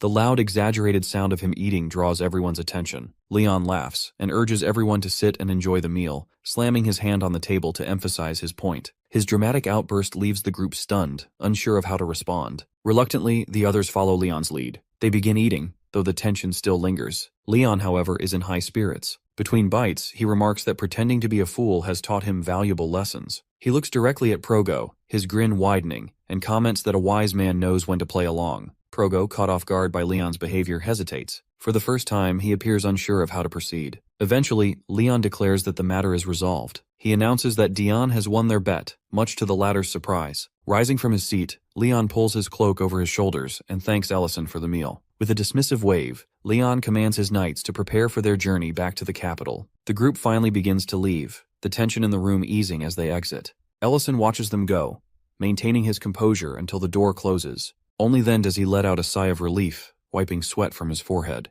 Deanne, still processing the strange events, asks Ellison how he managed to handle everything so smoothly. Ellison simply smiles and reassures Dion that not everything needs to be understood. Sometimes, he says, it's about knowing when to act and when to let things play out. The journey back to the capital is unusually quiet. Progo and Madrin walk with their heads bowed, lost in thought. Dariant, still confused by the events at the banquet, stares blankly ahead. Breaking the silence, Leon turns to Madrin and asks about Ellison. He recalls her mentioning him before and wants to know more. Madrina hesitates but eventually admits that Ellison is the man she spoke of. Progo scoffs, finding it hard to believe that Ellison could pose a serious threat. Leon, however, seems to have gained a newfound respect for him. He laughs and reflects on how Ellison's defiance is proof of his strength. Leon begins to think about the methods he and his allies have used to gain power. They have relied on fear and intimidation, pressuring nobles to submit. But now, Leon wonders if trust might be a better path forward. Back at the restaurant, Ellison surveys a small barn he has built outside.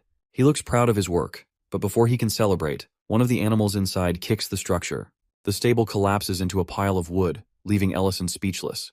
Embarrassed, he admits that building without proper knowledge was a mistake. He laughs at himself, resolving to leave construction to professionals in the future. The scene shifts to the Miliarec, where a tall, muscular woman with fiery red hair appears. She is Serena, the Scarlet Dragon Guardian. Serena sneers with a dangerous grin as she confronts the intruders in her territory. She appears fierce, ready to punish anyone who dares challenge her domain. As Serena steps forward, she accidentally kicks a golden crown lying nearby. The sharp edge digs into her shin, and she yelps in pain. She hops on one foot, clutching her leg, her earlier intimidation ruined by this clumsy display. Her confidence wavers as she wonders how she can possibly punish anyone in such a state. The situation becomes almost comical, and her attempt to maintain a menacing presence falls apart. On the other side of the mountain, Lurin grumbles about her hatred of mountain. Our guy, walking beside her, tries to calm her down, reminding her that they are close to their destination. She questions why they didn't simply hire human architects instead of going through so much trouble. He explains that the construction must meet his exact standards, and the dwarf is unparalleled in their skills. Lurin's curiosity grows as she wonders what the dwarf village looks like, imagining it to be a marvel of craftsmanship. When they finally arrive at the village, the sight before them is far from what they expected. The gate is enormous but cracked and covered in moss, giving it an abandoned and eerie appearance. Beyond the gate, skeletons are scattered across the ground, hinting at a violent and tragic past. Lurin instinctively takes a defensive stance, scanning the area for any threats. She questions who might be behind such destruction. Debris flies into the air as a red dragon emerges from the shadows. The dragon's voice is filled with disdain as it regards the newcomers, clearly unimpressed.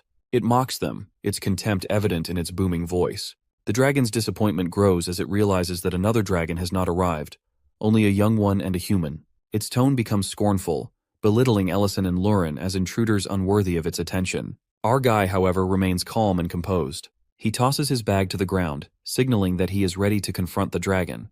His defiance surprises the creature, which is not accustomed to being challenged.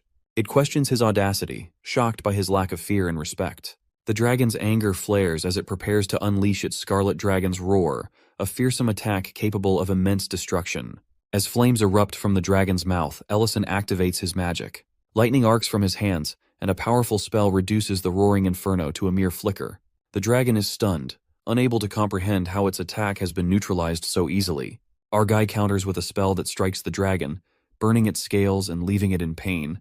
The dragon stammers in disbelief, questioning whether the human before it is even mortal. Serena, overwhelmed by the sudden turn of events, begins to panic. Her earlier bravado fades as she pleads for mercy. She insists that she is not responsible for the destruction around them, explaining that the village was already in ruins when she arrived. She mentions a large door underground that blocks access to part of the village, adding that she has not been able to see what lies beyond it. Seizing an opportunity, Serena changes her tone and moves closer to Ellison. She wraps an arm around his neck, attempting to charm him with a playful and seductive demeanor. She offers to guide him, suggesting that traveling with her would be far more enjoyable than staying with Lurin. Her flirtatious attitude is met with immediate resistance from Lurin, who steps forward angrily and declares her claim over our guy. Lurin kicks Serena in the shin, leaving the red dragon groaning in pain and clutching her leg once again. Despite the tension between the two dragons, Serena reluctantly reveals the location of the underground door. Our guy and Lurin make their way deeper into the mountains, their curiosity driving them forward. The journey leads them to a massive door adorned with intricate carvings and glowing with faint energy. As they approach, the door emits a voice warning them to leave immediately. Ellison examines the door carefully, noting its unusual design and the presence of a magical seal. He deduces that it is no ordinary door, but a barrier created to protect whatever lies within. Lurin, growing impatient, attempts to force her way through by punching and kicking the door. Her efforts are futile, and the door remains unyielding. The glowing orb in the center pulses with energy, responding to her aggression with a warning. The voice informs that the dragons are the ones who brought destruction to their cave. Lurin grows frustrated with Ellison's caution about opening the door. She dismisses the challenge as something simple, but Ellison quickly warns her that there are traces of dragons on the door. He points out that this makes the task more complicated than she realizes. Lurin, however, is hot-headed and believes the solution is straightforward. She suggests finding another red dragon and simply crushing its head. He reassures her that he has a peaceful solution in mind, one that requires a little more patience and strategy. Ellison then asks the voice inside the door how long it has been locked away, and the answer reveals that it has been about a year. He acknowledges that it is no surprise there might be some issues arising, like food shortages. The voice expresses doubt about Ellison's intentions, asking how they can trust him and whether he's a servant of the Red Dragon. This question triggers Luren's anger, and she protests vehemently, insisting that they are nothing like the dragon's servants. Ellison quickly covers her mouth, urging her to calm down. He tells the voice that he respects their concerns and hopes to help, but he will not push them further. With the door still shut, Ellison gets to work. He starts stacking stones and using magic to create a cooking fire. Luren watches him with a mix of curiosity and disbelief. As the fire crackles, Ellison casually explains that they need food for the long journey ahead. The people inside, still starved after a year, are intrigued by the scent of the cooking sausages. They ask what Ellison is doing, and he explains that they are simply preparing for their departure. The smell of cooking food reaches the people inside, and they protest, asking why they should be eating in front of them. Ellison responds that it's too far to go back out for food, so they'll just eat here for now. Luren, now understanding the plan, pulls out a string of sausages. The smell of the sizzling meat fills the air, drawing the attention of the people inside. He and Luren each grab a sausage and a can of beer, toasting to their efforts. At this point, the door creaks open, and the leader of the dwarves appears, drawn by the smell. Ellison smirks, knowing that his strategy is working. The door opens wide, revealing a group of thin, starving dwarves. They are visibly malnourished, and the sight of the sausages sends them into a frenzy. Ellison, noticing their condition, tells them to take their time and enjoy the meal. The white-bearded dwarf takes a bite and is moved to tears, while another dwarf exclaims that the sausages pair perfectly with the beer. Ellison reflects that it's usually not a good idea to feed hungry people alcohol, but in this case, the dwarves can handle their alcohol, and they aren't on the brink of collapse. The leader of the dwarves, still cautious, asks about the taste. Ellison reassures him, mentioning that it's a special treat. The chief laughs heartily, acknowledging that they owe Ellison a great debt for the meal. Ellison, ever the diplomat, smiles and offers to share some of the sausages with the rest of the dwarves, asking about a dwarf named Geltzar. The chief, taken aback, asks how Ellison knows him. Ellison explains that they've met before, and that he needs to speak with him. The chief, realizing Ellison's connection to important figures, agrees to take him to see Geltzar. They go to the underground mine, which is dark and winding, houses a village with 20 to 30 surviving dwarves. Ellison can't help but wonder how the once thriving clan ended up in such a dire situation. They soon arrive at a particular tent, and the chief calls out to announce Ellison's arrival. Inside, Geltzar, the head of the dwarves, greets him warmly, while recognizing Ellison as an old friend. Geltzar, with his silver hair and long beard, is the wise leader of the dwarves. He is sorry that they have to meet under such circumstances, and Geltzar asks if Luren is the Almighty One. Luren, flattered, responds haughtily as Geltzar's sharp eyes recognizes her aura. Ellison wastes no time asking about the fall of the dwarves. He wonders what happened to cause their once prosperous mine to fall into ruin. Geltzar hesitates, clearly conflicted, but eventually shares the painful truth, which is the attack of the Red Dragon. The dwarves fought valiantly, but they were no match for the dragons. Only a few survived, retreating to the underground to protect what remained. Ellison, sensing something deeper at play, asks about the specifics of the attack, especially the appearance of the dragons. Geltzar reveals that it wasn't just one dragon because it was a group of them. This revelation confirms Ellison's suspicions.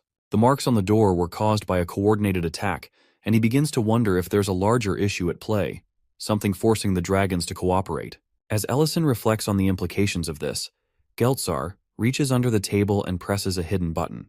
A bookshelf slides open, revealing a secret passage.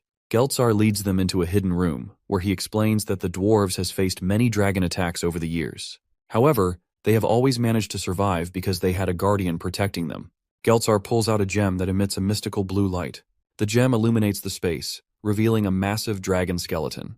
Geltzar introduces the dragon as their guardian, Coulert, the noble golden dragon, protector of the dwarves. Ellison is speechless at the sight of the enormous skeleton.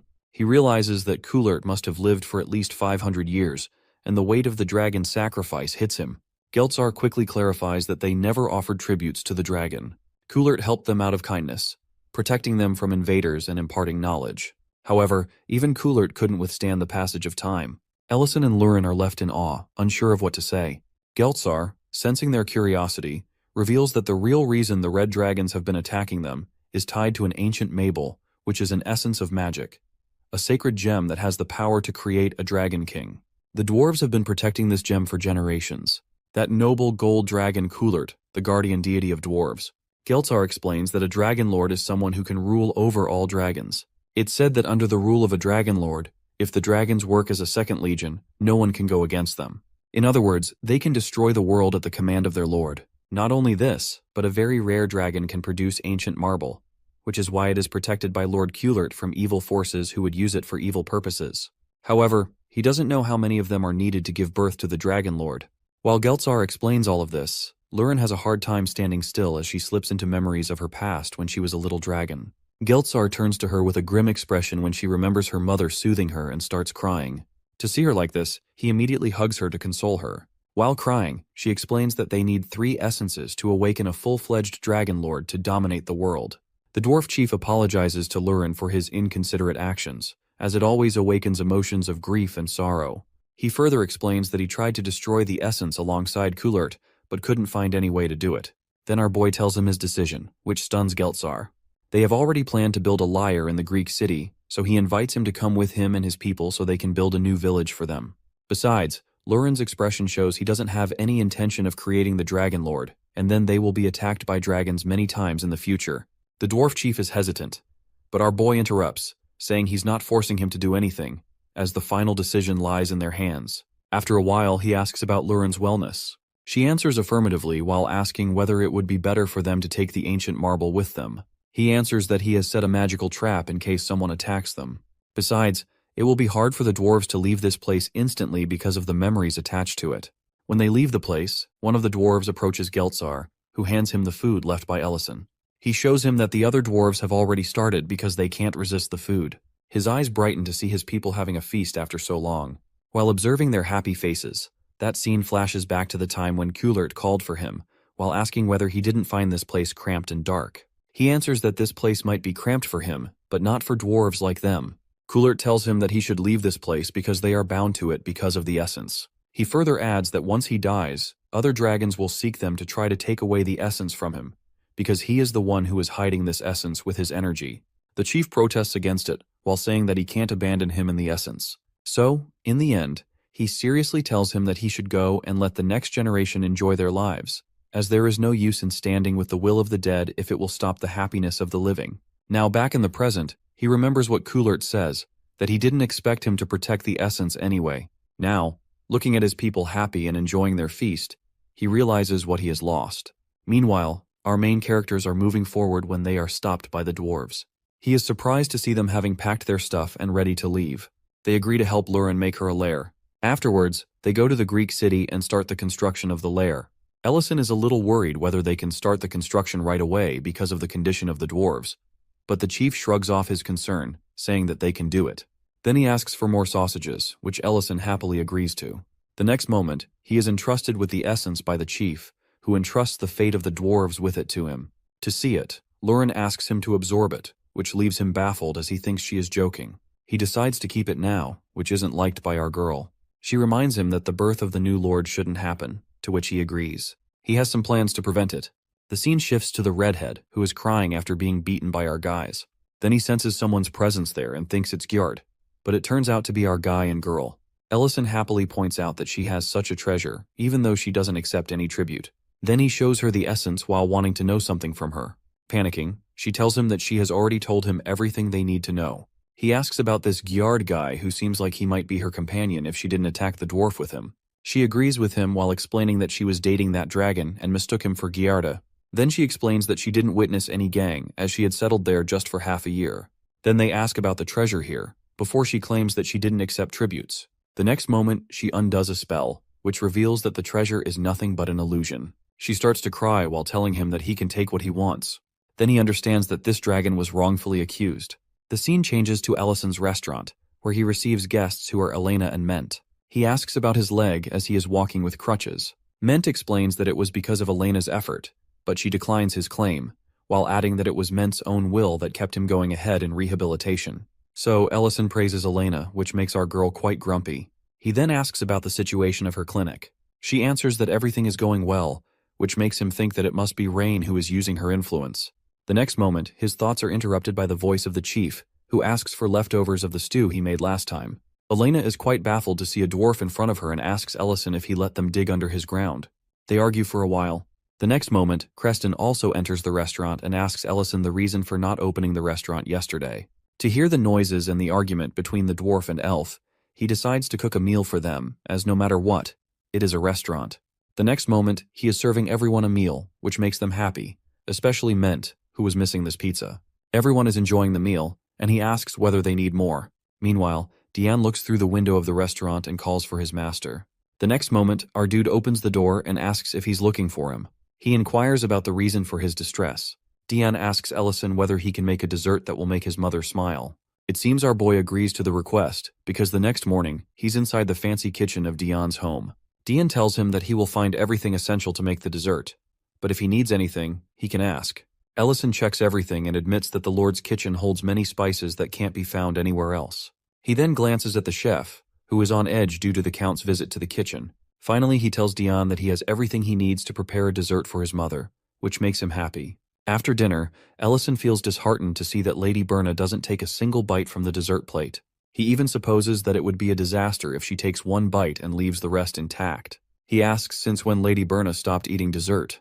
Diane explains that his mother used to love dessert, but ever since they moved to the Greek city, she has become quite strict, which also distresses his father.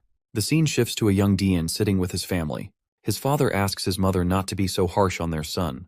She replies that she is doing it to teach him manners befitting a noble. He interjects, asking if that's the reason she stopped smiling. He adds how she has stopped sharing her likes and dislikes since moving to this place. He asks her to feel comfortable here because it's her home now. Meanwhile, she suddenly realizes she has already finished her dessert while her husband is talking. Seeing that, the Lord assures her that even though they are at war and there is a shortage of sugar, he will ensure she always gets dessert. Diane ends his story to our guy, saying it was his way of learning about his mother's love for desserts. That's how his father provided countless desserts to make her happy. Seeing their efforts, she finally smiles wholeheartedly one day. One day, young Diane is walking toward the hall of the castle but stops at the sound of someone shouting in his mother's room. He hears someone accusing her of not providing a successor, even after 5 years. Then that person opens the door in his face and storms off. His mother emerges from her room and asks him not to worry about anything. Afterward, she continues to teach him manners, but her approach becomes much gentler, and they start to behave more like a family because of her constant smiles. One day, they are making dessert in the kitchen, and his mother is failing miserably while he successfully bakes his bread. Seeing her disheveled, he tries to console her, telling her that her effort is worth it. At that time, their servants interrupt their moment while informing them about his father, who has collapsed. They explain that they don't know the cause of his illness, as the symptoms are so rare that they can't determine the illness. He is crying at that moment. When he turns to his mother, he is terrified to see the utter look of disappointment on her face. Afterward, she stops eating dessert. Not only that, but after this incident, he is controlled by his mother through messages relayed by the servants instead of her speaking to him directly. This is his reason for running to Ellison's restaurant. He starts to cry while expressing his wish to laugh and eat together with his family, which seems like a far-fetched dream. After our dude leaves Diane's home, he analyzes the situation on his way back to the restaurant. He finds the Countess's behavior strange, but doesn't understand what is making her act this way. She is controlling Diane's life and keeping her distance from him. If it's because he isn't her biological son, then why did she open up to him first? Suddenly he stops, realizing something, that it must be guilt which is making her behave this way. He immediately goes to Lurin, who is drinking beer, and quickly hides it after his abrupt entry into the room. He ambiguously asks what if he collapses and she stops eating dessert afterward. Lurin comments that he might be drunk. Meanwhile, at the Count's home, Lady Berna is feeding her sick husband and tending to him when someone opens the door and tells her about some preparations. He informs her about the arrival of Count Dedrin as well, and she leaves the room immediately. As soon as she gets out of the room, our boy and girl enter it and look at the Count. He wonders aloud whether they can cure him. Lurin replies that it is something beyond her expertise. He asks whether she knows the cause of his illness. She answers that too much time has passed to determine the cause. She then asks his purpose for being there. While searching the drawers, he answers that he wants to know Lady Berna's real intentions. Then he notices the Count looking at something and understands that he is trying to give them a signal. He turns and finds a piano there. They immediately search it and find secret documents inside it. According to the document, Lady Berna is embezzling not only taxes but also resources from the Greek city. He is shocked to see the name of the person who compiled the document. He immediately asks Lurin to go to the imperial capital and bring someone with him. Meanwhile, Lady Berna enters another room of her palace, where she finds her father standing there with an evil smile. This person is Count Dedrin. Diane is sitting in his room when Ellison enters, joking that he's there for a hamburger delivery. Then he hands him the secret documents he found earlier. Diane is shocked to see that, according to them, the taxes of Greek City are being delivered to Lord Dedran. Ellison warns him to lower his voice, as the said lord is present in his home. Diane feels tense, realizing the true intentions of his mother. He wonders who could gather such evidence. Ellison encourages him to check for himself. Diane is shocked to discover that it is the Countess herself who has confessed everything. He incredulously asks about her purpose for confessing. Ellison then shows him specific magic that can only be used in certain situations, and encourages him to join him to uncover the truth. Meanwhile, Lady Berna sternly asks her father his purpose for being there. But he smiles casually, remarking that he just wants to see his daughter. She retorts that such affection doesn't exist between them. Then he deadpans about the news he heard that when the crowned prince and Duke Tamaran entered the Greek city, they were welcomed by Diane. She tries to feign her lack of involvement in the matter, but he starts shouting at her. Her father then casually says that if Diane is gaining confidence on his own, he has no choice but to make his condition like his father's. Her face darkens at hearing her father's confession, and she demands he repeat himself. She shouts angrily, but he has another plan, as one of his men moves to kidnap her. All of this conversation is listened to by Ellison and Diane. They also hear Dedran order his men to lock up the Countess underground. Diane is eager to control the situation and tries to call for soldiers but is stopped by Ellison. He tells him that there's a chance the soldiers have already shaken hands with Count Dedran, as his father was poisoned by his order through those same soldiers. Diane then asks for Ellison's help to catch them. Ellison replies that he can catch them, but the problem is that they don't have any evidence against them that proves they're the culprits for poisoning his father. They can only catch them based on kidnapping, and if they use the evidence left by Lady Berna, she will be arrested as well. They need to create a situation in which they can gather solid evidence.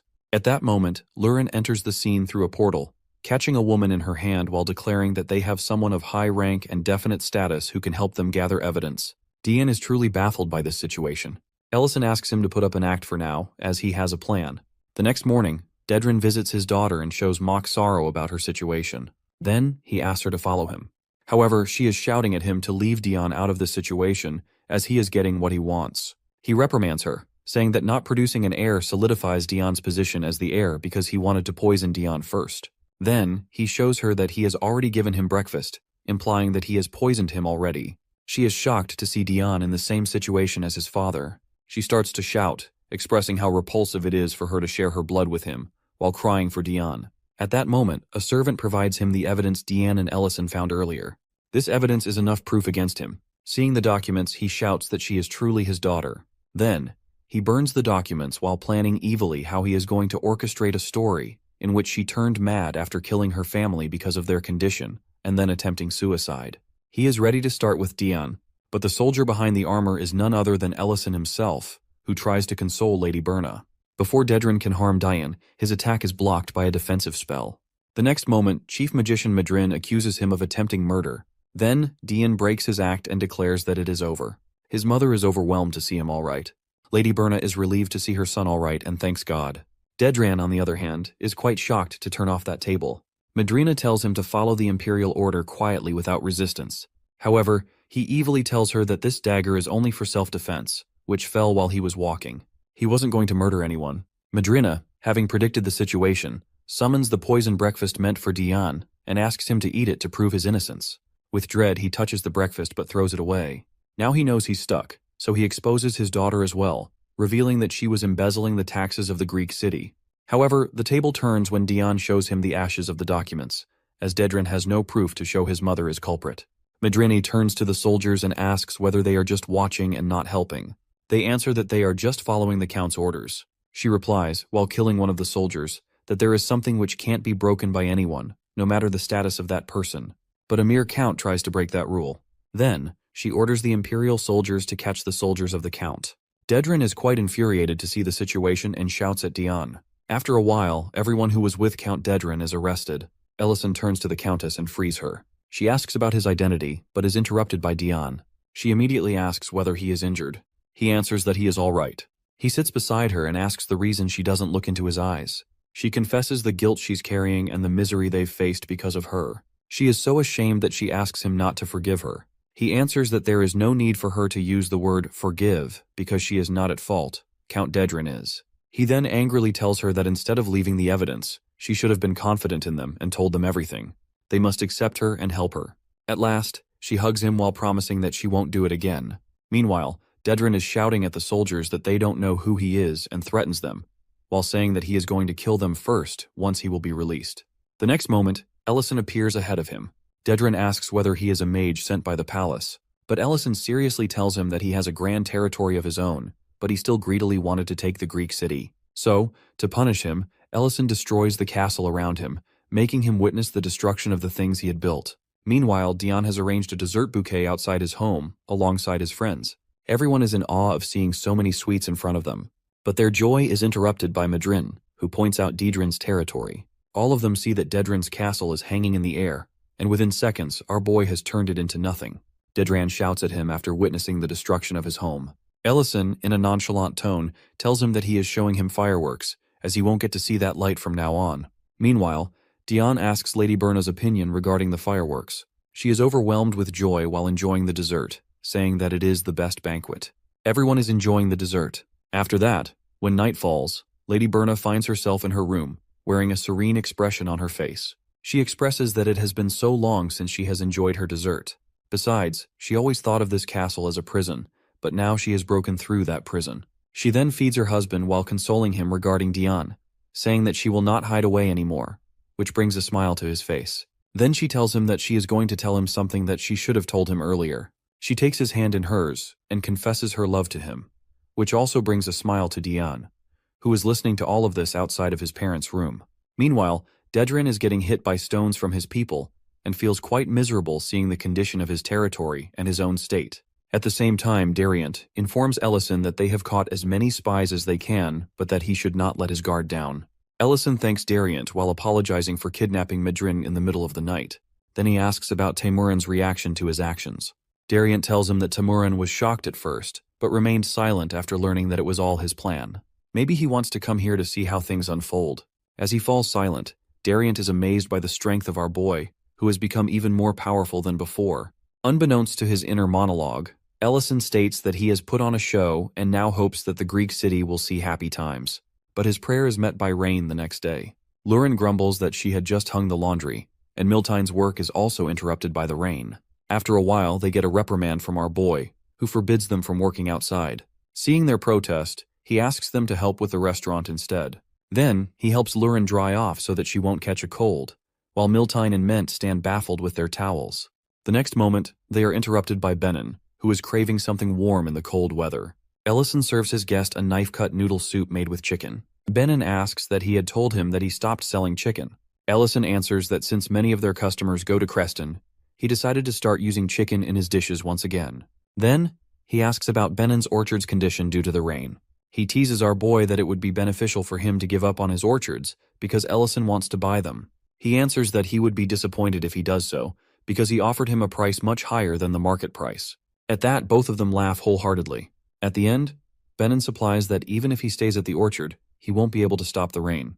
Then he takes his first sip and hums with satisfaction, while saying that it was worth his effort to come there. Lurin grumpily asks him why he stopped drying her off. He responds that he has a guest now.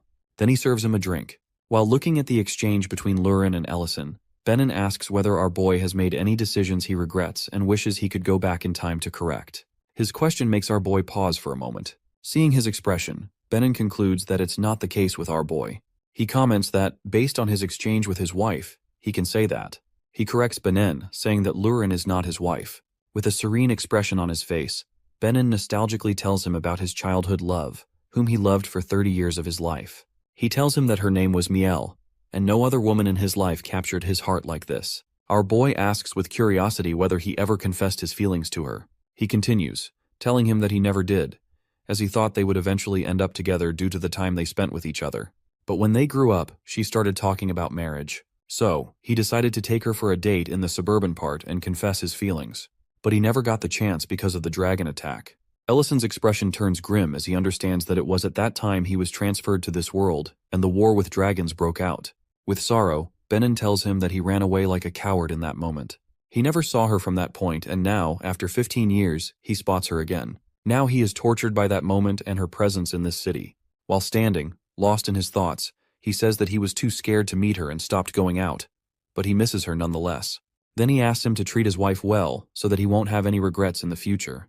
Before Benin leaves, our boy once again corrects him, saying that Lurin is not his wife. When Benin leaves and night falls, our boy thinks about Benin, who has waited for huge lover for 15 years. He even compares his weight to 150 dragon years.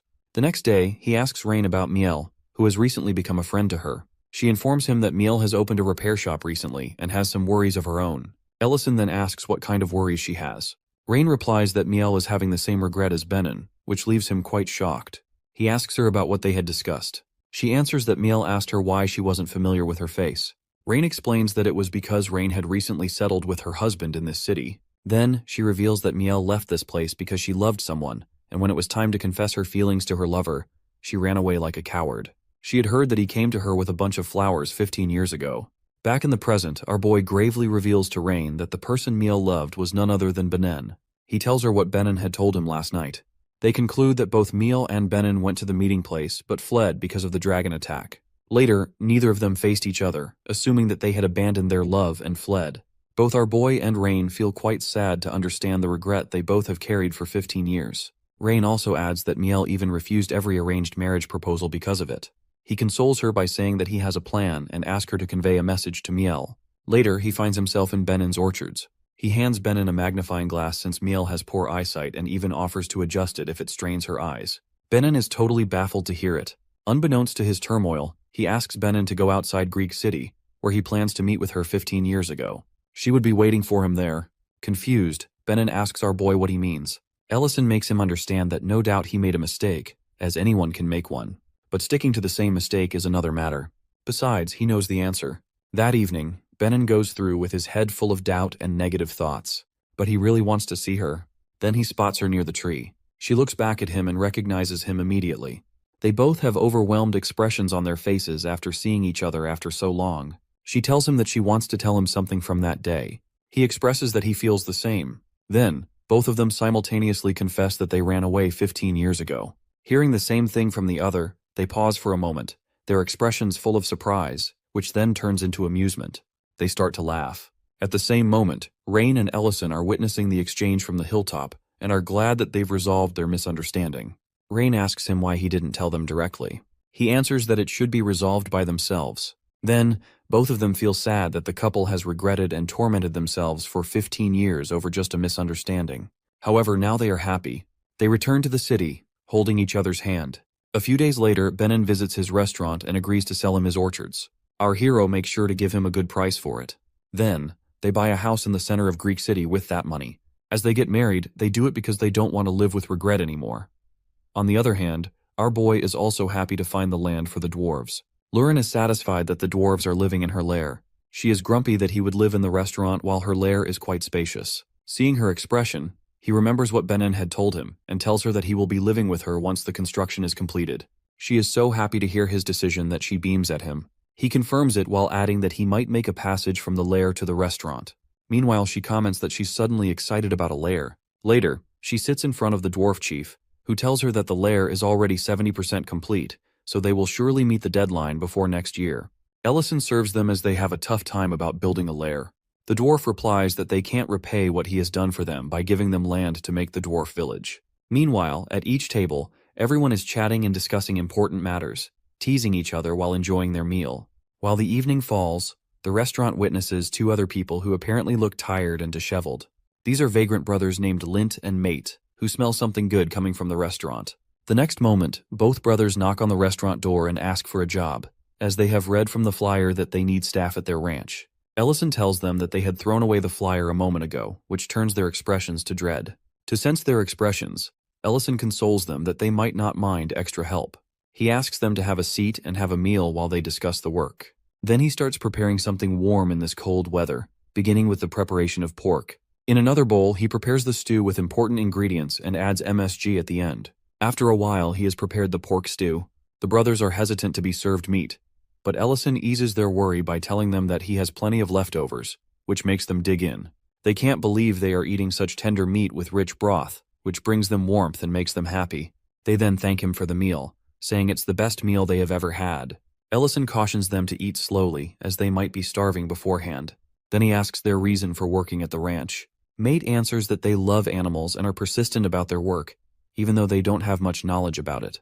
Ellison turns to Elena with a serious expression and asks her something. She answers that they indeed are persistent, but they must be hiding something. Then he orders them to reveal their wrists to them. Finding no choice, they reveal their wrists, and everyone's expression turns serious when they see the shackle marks on their wrists. Mate shouts that it is true that they went to jail, but it was for his brother's sake. Then he apologizes for his lie and stands up, as he doesn't think they will give them any job now. When he is about to leave, his brother tries to make him stay, as they seem like good people, and they could help them if they tell them about their situation. But Mate is quite disappointed and states that no matter what, a crime is still a crime. He won't make any excuses for his deed, even though he doesn't regret doing it in the first place. However, he is stopped dead by the voice of his brother, who asks that why he left without finishing their meal. Inside the restaurant, Lurin asks Ellison his reason for disqualifying the brothers. He answers that they must have some story to tell but aren't ready to reveal that secret. Then he checks the spices and decides to summon some, as they have a lot of customers lately. But he is exhausted by summoning magic, which raises a protest from Lurin, who is worried about him. He answers that he didn't think about it until he got Lord Hart. Then his condition worsens, and he doesn't understand why he is having difficulty gathering mana. He loses control of his magic, and the next moment he collapses on the floor, thinking that even if it comes to this, he wants her beside him. He opens his eyes to see a crying Lurin, hell-bent on worrying about him. She immediately asks about his well-being. He answers that it's not a big thing, as he just exhausted his mana, which causes a confused protest from her since he's a 9th-class Archmage. He tries to console her that he's all right. Then she asks whether he needs something, saying she will do anything for him. The thing he asks her to do is cook for him, which makes her shout in frustration, as she doesn't know anything about cooking to begin with. The scene shifts to the Vagrant brothers, who are shivering in the cold night. They try to get some work, but no one welcomes them because of their criminal status. Then one of them expresses that at least prison is better, as it's warm. Afterward, they are eating stolen food from someone when a cat growls beside them. Realizing the food isn't enough, Mate decides to check the trash can in case they find any food there. At that moment, a villainous-looking man and his subordinate walk out to see the brothers, as they hear they just came out of prison. Upon seeing them, they can't believe that Supervisor Rotunda is still after them. Mate is furious to see Rotunda still after them, and he admits his mistake. He has every intention of teaching him a lesson, but is stopped by Lint, who reminds him that they could end up in the same situation as 2 years ago. The scene flashes back to 2 years ago, when Rotunda was the construction supervisor and was harassing a poor girl whose husband was working under him. However, he is interrupted by the Vagrant brothers, who inform him about the collapse of Section 3's support, which caused the injury. The girl, after hearing this, runs outside immediately, concerned about her husband.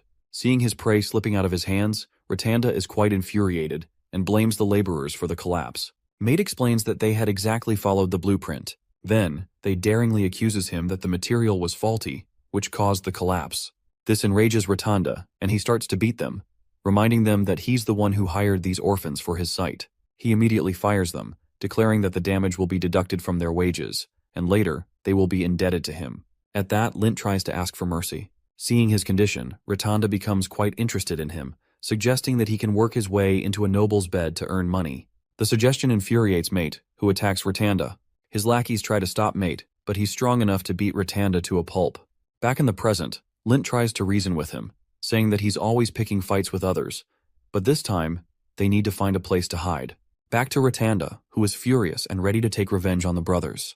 He orders his men to bring them out. One of them tries to reason with him, saying that it's not safe for him to create chaos in the absence of Dedran. At that, Rotunda slaps the man and declares that he can do things without anyone backing him up. Then, he suddenly spots Elena, who is heading to Ellison's restaurant. Seeing her like this, he eagerly decides to ask her for something. He asks his men to check if anyone is around.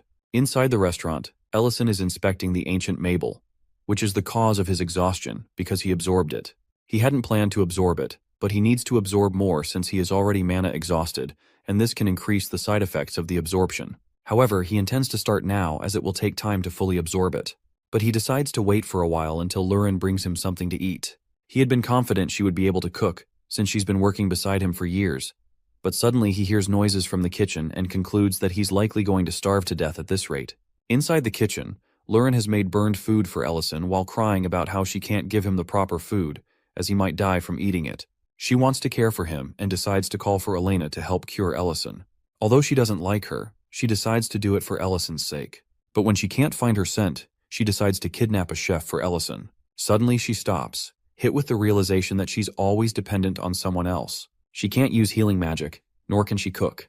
Then she remembers his words, that in this world, even a dragon can't live on his own. She feels a chill at the realization that she can't do anything for Ellison. That scene shifts to Elena, who is gripped by Ratanda's man, who is lusting over an elf and claims that he has visited her clinic numerous times. He asks about the whereabouts of Lint and Mate because he plans to take care of her if she doesn't cooperate with him. Ratanda's man thinks that she might not know about these brothers who just got out of prison, but she says that she does. The next moment she activates her magic, claiming that she isn't going to tell him anyway. He is furious to see her run away and intends to catch her, but his face is met by Mate's punch, who can't hide anymore.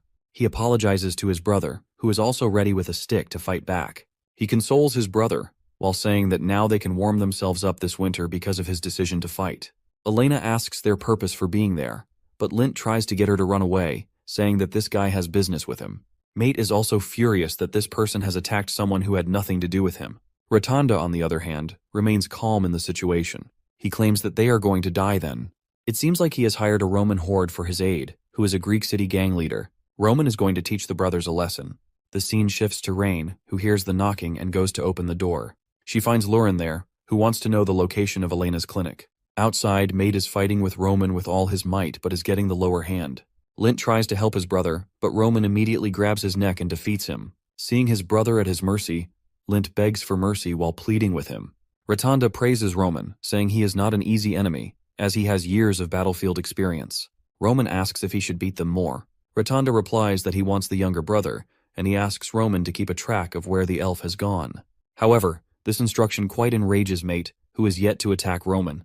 Meanwhile, Elena is healing the wrist of someone. At the same moment, Mate is in a dilemma about his own situation, as he is not someone who just goes ahead and pretends that he doesn't notice the cruelty of someone. He is totally helpless against Roman's power and wonders if he had endured it 2 years ago, things might have been quite different. But suddenly, there is our heroine, who comes here tracing the elf's scent and asks for her help. Elena replies that she is not in a condition to help. As soon as Roman senses that Lauren is not some ordinary girl, he backs off and leaves Lint and Mate. Elena immediately goes ahead to heal him. Ratanda is quite baffled by the situation and orders his men to capture the woman, but is stunned to see that everyone flees away. Deciding to take the matter into his own hands, Ratanda grabs Lauren in order to catch and sell her. But the next moment, she vanishes into the air before ripping off his arm. Everyone is stunned to see that. She immediately goes to Elena and asks for help because of Ellison's grave condition. After a while, Elena is shown healing Ellison while being exhausted. He thanks her and Lauren for getting here to help him, who is still clinging to him. Elena has exhausted all of her mana because of the strength Ellison holds. Then, Lauren turns to her with a jealous expression on her face. Her jealousy then softens, and she thanks Elena. Both of them are quite surprised to see her thanking anyone. She protests, while claiming that she was just moved. Then our dude asks the brothers to come inside. Mate thanks them for protecting them. Ellison thanks them as he thinks that they were the ones who saved Elena. Lint explains that she was caught because of them, as Ratanda was after them, and she got caught in that fire. Ellison consoles them that they shouldn't blame themselves for the wrongdoing of others. Then he asks them their reason for not telling him everything before. Mate expresses that it was because he wanted to repent for his crime. At that, Ellison asks whether they have a place to stay. Sensing their expression, he shows them a gold coin, which can cover their expenses for a month at an inn. Mate asks his reason for giving them money. He answers that because he wants them to work at the ranch starting tomorrow. Mate reminds him that they are criminals, but Ellison cuts him off, saying that they have already repented for their crimes, and that he finally knows who the real sinner is. Both of them are highly thankful to Ellison, and they begin to refer to him as their elder brother, but he responds that he would prefer to be their manager. The next day, the Vagrant brothers join their duties at the ranch and start calling Miltine Senior, which makes her feel quite good. She welcomes them wholeheartedly. However, that same sentiment is not shared by Mint, who keenly looks at the bruises left by shackles on their wrists. She openly expresses that though Ellison made the final decision, he does not trust them, but he will definitely beat Ratanda as well, which brings a smile to Mate's face. Meanwhile, our boy is working his way with the ancient marble while feeling quite satisfied to restore his mana. Besides, only a few days are left. He then turns to Lurin, who is behaving strangely nowadays. He asks what she is doing while observing the guests. He also notices that his restaurant has become more crowded, and there are many people whom he doesn't know. Not only this, he doesn't know what is going on in her head as well. In reality, Lurin is noticing the women wearing jewelry and asks their reason for wearing it. He answers that they do it because it looks pretty. He reminds her that even dragon lairs are filled with treasure. She replies sadly that her mother's lair was nothing like that. He asks whether she likes to be gifted jewelry. While looking at Miel receiving a necklace from Benin, she conveys her confusion regarding this matter as well. Before the conversation continues, Dion interjects by calling for Ellison, saying that he has good news. After settling down, he informs him about the arrest of Ratanda, who was involved in numerous crimes. He was betrayed by his own men, who testified against him. Not only that, but he informs him that Dedran was the only one backing him. He also shows exhaustion, explaining that every time they think they have settled down, Count's cronies shows up in the castle. While serving him a burger, he praises him for handling it well. Then he asks whether he has time after 3 days, which Ellison complies to, making it for his sake. Then Ellison whispers something in his ear, and he eagerly says that he will participate. After 3 days, he is sitting in front of the chief dwarfs in a dark room. The chief is about to say something, but he stops him, while saying that he wants to check the item first. The chief hands him the item, which he finds perfect. The next moment, he hands the dwarves a big container filled with sausages and beer. He then asks them to participate in the event, but the chief excuses them, explaining that they are going to the last stage of construction. The next scene focuses on Rain, who is quite excited to participate in the restaurant event. Our boy asks the ranch staff to participate as well. Seeing the hustle and bustle in the restaurant, Lurin comes outside and asks what the event is. He first thanks everyone for coming. Then, indirectly answering Lurin's question, he explains that it is a restaurant event in which he is presenting a quiz called, "What Did You Put in My Mouth?" To participate, the contestants will eat a mysterious dish or food while blindfolded, guessing what they are eating. Whoever guesses correctly will win a big prize. Ment points to Miltane, asking her to take the quiz first. She is a little hesitant about whether what she is going to eat will be edible. He replies that everything he prepares is edible, depending on the perspective of the person eating it. Then, he feeds blindfolded Miltane something with a squishy, warm texture, something she has never had before. Miltane gives up, and it turns out to be a marshmallow. He explains that he knows this dish because he comes from a very faraway place. Miltane likes the marshmallow but doesn't enjoy eating something sweet while blindfolded.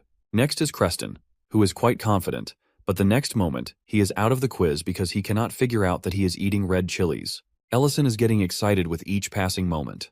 Then he turns to Lurin and blindfolds her while reminding her that she won't be doing any magic. Then he makes her eat something, which turns her expression quite grumpy. While analyzing the ingredients of the dish she has, she immediately guesses that it's cake. As soon as she opens her eyes, she sees everyone cheering for her. With a serene expression, Ellison wishes her a happy birthday. She sees everyone cheering for her. Ellison explains that he thought she would guess that they were planning her surprise birthday party, but he was wrong. She asks whether everyone gathered for her party. He tells Elena that she might get gratitude, which makes her cross. She declares that she is not going to thank him. Ignoring her outburst, he takes out a box while saying that she is getting the prize because she guessed right. He opens the box, revealing an earring made by dwarves. She then pierced her ear with magic and asked for her opinion regarding it. She nonchalantly answers that it's just fine, while thinking about Miel receiving a gift from her husband. Then she smiles wholeheartedly while declaring the earring pretty, because she has finally understood the feeling of getting a gift. They then start the quiz again, in which both Rain and Mate had failed miserably. Afterwards, everyone is having the cake. When the birthday celebration is over, she exclaims that it is her first birthday to have such a crowd. He comments that it's her last birthday before coming of age, so it should be nice. Then they notice that it's snowing outside, and Ellison offers to go outside with her. While having coffee on the terrace, they express their disbelief that it's already been a year since they came here. He comments that it must feel short for her, but for a human, it's a lot. She replies back by reminding him that it's different for him as well, since he has absorbed Lord Hart. He answers calmly that he's not sure whether it will help him live longer. Besides, he didn't absorb the whole heart. Then they spot a shooting star, and Ellison encourages her to make a wish. She replies that she has already made one, which is to stay by his side a little longer, but she doesn't tell him what it is when he asks. Seeing her serious face, Ellison teases her, guessing it's something he might want too. Lurin doesn't share her wish, and tells Ellison to make his own wish. Meanwhile, in the Black Dragon Shrine, Nis rushes in angrily to talk to his uncle, Dehigma, who is sitting on the throne. Nis complains about Dehigma letting a human go free, saying it's humiliating for the Black Dragon clan. Dehigma calmly asks if this is about ruin, hitting the mark. Nies hesitates but agrees, and Dehigma scolds him, saying if Nis cared about the girl, he should have treated her better instead of bullying her. Nis tries to explain that it's not just about his opinion, but the tribe lost many young women in the last battle, and now they don't know how long peace will last. He thinks they can't depend on an old promise. Dehigma reminds Nis not to underestimate the human and warns that breaking promises would ruin their clan's reputation. Nice gets an idea and slyly agrees to follow the rules as long as things look justified. With a sharp grin, he leaves, feeling he has found a way to handle the situation. In the cold Arctic mountains, Lurin bundles up tightly against the snow, her face barely visible. She looks at Ellison and asks why they are there. Ellison excitedly tells her that they are looking for rare mushrooms. Lurin, confused, questions that why mushrooms are so important. Ellison explains that these mushrooms are very rare and could make him rich. He recalls hearing a story about nomads finding one with the help of pigs, and how they sold it for a fortune.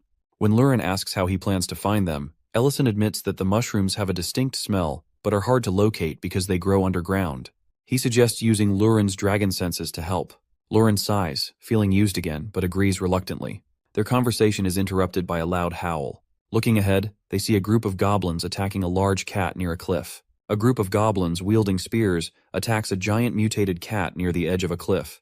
The cat, trembling and crying out in pain, is being viciously mauled by the goblins. It seems doomed, on the brink of killed by the goblins. Next moment, a red flash cuts through the air, which is a slash to the cat's leg that causes it to collapse onto the ground. Before goblins get the car, Ellison stands in front of the group. He has protected the cat by his shield magic while saying that even though everyone has their reason to fight, but they can't do it here. Before the goblins can react, our girl's glare is enough to make them tremble with fear. They drop their weapons without a second thought and quickly flee, leaving the mutated cat lying in shock. Ellison comments to Lurin that the goblins didn't run because of him. Lurin, receiving praise for her role in the situation, doesn't act arrogantly. Instead, she replies that she has more dignity than that. The cat, seemingly recovering, approaches them again, but this time with a slightly aggressive expression. Before either of them can react, the cat flops onto the ground and begins wagging its tail, clearly friendly. Ellison, seeing the cat's behavior, can't help but think of Dean back at restaurant when he begged to be accepted as a disciple, mirroring the cat's needy demeanor. Ellison wonders aloud what the cat is trying to say, prompting Lurin to reluctantly translate. She explains that the cat is thanking them for saving it and wishes to repay their kindness. The cat looks up at Ellison with sparkling eyes, awaiting his response. Ellison mutters under his breath about repayment. As they sit at a round table watching the two cats play together, Lurin asks what he expects to gain from this odd encounter. Ellison answers, saying it was just precautionary. He believes the cat could help them find the treasure they've been seeking. At that moment, the cat returns, proudly carrying a pile of something with it. A strange smell fills the air, and Lurin immediately covers her nose, asking what that odor is. She's sure it's not treasure, but Ellison insists that it is, because he recognizes the mushrooms the cat has brought. Meanwhile, in a distant area that resembles a battlefield, Nice, a dragon, arrives, his face twisted in irritation. He demands to know what's happening. At that moment, 3 black dragons appear, one by one. Daba, the tall dragon with long hair, stands at the forefront, followed by Negu and Hovind. Nice is frustrated, exclaims that he has intention to bring Lurin back to the sacred land. Negu, always the one to tease, comments on Nice's intentions, jokingly asking if he was looking for a mate. He notes that Lurin, who lives with a human mage named Ellison, could be a suitable candidate. Nice clenches his teeth, his anger rising at the mention of Ellison's name. He explains that he will bring Lurin back, regardless of her relationship and their promise with a human mage. He claims as well that he has received permission from Elder Metadana, and they are allowed to attack if they have a valid reason. Daba, the more level-headed of the dragons, speaks up. He warns Nice that attacking humans is strictly forbidden under the treaty, a rule meant to protect human life. He explains that the only exception is if the humans have killed dragons, but that clearly isn't the case with Ellison. Despite his great power, Ellison is still human, and dragons are not permitted to harm humans under the treaty. Daba, though, doesn't seem convinced. He points out that even though Ellison is a powerful mage, he is still human, and it seems unlikely that a human could harm a dragon. The conversation is interrupted when a dark figure in an iron cage speaks up. The figure is a red dragon named Giarda, who has been locked away for some time. He offers his assistance, claiming to know of another red dragon near Greek City who could help them. Meanwhile, back with Ellison, he is overjoyed at the discovery the cat has made. The cat has presented them with a rare type of mushroom, which Ellison recognizes as the truffle they have been searching for. However, Lurin, unimpressed by the smell, immediately tosses the pile aside. Ellison, realizing the value of the mushrooms, calls for Lurin to stop. He begins to calculate the possible benefits of using the truffle. He's certain that they have stumbled upon something valuable. Ellison asks Lurin to translate his words to the cat. He thanks the creature, but also makes it clear that he can't accept such a valuable gift without giving something back, as these mushrooms can be their staple. Lurin reluctantly agrees to translate. Ellison explains that the dragon lair needs a guardian, and the cat could fulfill that role. Lurin, skeptical of this idea, protests that the lair was supposed to be just for the two of them, not a place for a pet. The cat, however, seems pleased with the proposal and bows deeply, showing acceptance. Meanwhile, Serena, a dragon from the Red Dragon clan, sits alone in her desolate village, thinking back to when Ellison and Lurin accidentally discovered her treasure hoard. She recalls the time when her true identity was revealed, and Ellison had apologized for accidentally exposing her illusion. Lurin had mockingly commented on how pathetic her lair was, which still stings Serena. She decides to meet humans to kill some time. Suddenly, she senses someone and assumes that the people are our main characters. Instead, she is shocked to see that Gyarda appears before her. His appearance causes her rage to flare. Gyard stammers nervously and professes his feelings, telling Serena that he has realized she is the only one who truly loves him and that he wants to spend the rest of his life as her partner. Serena, enraged by his words, transforms into her red dragon form. She demands to know when he started thinking this way. Had it been when he left without a word? Or when they attacked the human village and kidnapped women? Serena's anger erupts, and she shouts at Gyarda, calling him a scumbag. Gyard, unfazed by Serena's fury, grins wickedly. He taunts her, claiming that her sharp instincts haven't failed her. Just as he speaks, the ceiling above her shatters, and Gyard reveals that his time has come. 3 dragon heads burst through the broken ceiling, ready for battle. The attack on her is about to begin. Serena stands frozen in her nest, surrounded by chaos as Gyarde commands his men to strike. She observes 4 attackers ganging up on her. Gyard sees his opportunity, smirking as he assures Serena that if she remains silent, no one will ever know what happened. He casts a spell, and a glowing magic circle wraps around her neck like a shackle. Serena screams, but her fury overcomes her pain. She shatters the collar with sheer force, yelling at Gyarda for daring to use his petty magic against her. Before she can act further, Nis, hidden behind her, strikes a devastating blow as a flash of purple light fills the air. In a distant part of the village, Geltzar stands bewildered, staring at a massive creature towering in the distance. Ellison introduces it and explains its needs and asks for the room temperature to be lower because these cats live in colder area. Lurin, skeptical as ever, accuses our guy of bringing the creature for the sake of rare truffle mushrooms. Our guy doesn't deny it. Instead, he is quite excited about truffles. He adds that these mushrooms, he explains, possess an aroma and flavor, unlike anything the village has tasted before. After a while, Ellison hosts a feast. His friends gather to try dishes infused with the unique mushrooms. Some marvel at the extraordinary flavors, claiming the food to be magical, while others react with disgust. Lurin loudly complains that the taste is unbearable, and even Miltine grimaces. Our guy's confidence falters as he realizes the mushroom's divisive nature. Perhaps, he decides, they are best reserved for special occasions. Back in Serena's lair, things are unraveling. Though wounded, she manages to cast an instantaneous teleportation spell at the last moment, vanishing before her enemies can finish her off. Her speed and precision surprise them, and they curse her escape. Gyard stammers, defending his failure as mere miscalculation, while Neymar laughs and assures the group that Serena cannot evade them for long. He has already tracked her magical trail to Grey City. The group debates their next move, noting that Serena cannot directly teleport to the sacred lands due to her status an outsider of the Red Dragon tribe. Gyard, though disdainful, feels a pang of sympathy for her loneliness. Negu, impatient and uninterested in such sentiments, demands they focus on tracking Serena before she recovers. Gyard hurries off, desperate to avoid further blame. Meanwhile, Nis is persistent that as soon as Serena will die, they will put the blame on Ellison for killing her. Serena, meanwhile, arrives at our guy's restaurant, her appearance defying the dire condition she had been in. Radiant and composed, she calmly pulls out a chair and sits, requesting food as if she were any other customer. He is stunned by her audacity and the apparent absence of injury, while Lurin, irritated, demands to know why she has come. Serena dismisses their hostility, focusing on the food he serves her. She eats with deliberate care, remarking on the dish's unique flavor. Her demeanor is strangely contemplative, and as she eats, she muses aloud about love and loneliness. She recalls her past relationships with humans and dragonkin, admitting that she once prided herself on understanding human men. Now, however, she views those experiences as futile attempts to fill an emptiness she cannot escape. Her words carry an air of finality, as though she knows her time is running out. Our guy and Lurin notice her growing weakness too late.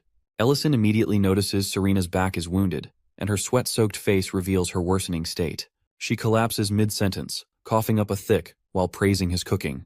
Panic overtakes our guy and Lurin as they realize the severity of her injuries. Lurin diagnoses her condition grimly because her wounds are too severe for even a dragon to recover from them. A sudden red portal opens outside the restaurant. Heavy armored footsteps echo as some people emerge from it while accusing our guy of murdering a red dragon. Inside the restaurant, Serena lies motionless, her life hanging by a thread, while outside, the dragons prepare to attack. They immediately understand that it is trap. He tells our girl to take Serena to Elena so that she can be saved. She nods while asking about his next course of action. He stands up while determined to greet his guests. Our guy tries to maintain his composure, greeting the newcomers with forced politeness and offering to talk over tea. But his words fall on deaf ears. The dragon named Baint stormed the restaurant, launching a magical attack aimed directly at Ellison. He narrowly dodges, only to see Serena's blood staining the floor behind him. Lurin acts quickly, opening a teleportation portal to a nearby clinic. He greets them with a mix of sarcasm and defiance, but the group is relentless in their pursuit of justice for Serena. Magic circles light up the room as spells are cast in rapid succession. Ellison turns to face the intruders, his military cloak fluttering as he adopts a serious expression as he is confident in his skill. Nice and his group laugh heartily as they gather in the shadow of the looming battle. Nias, ever confident and calculated, remarks on the magical disturbance he senses from their location.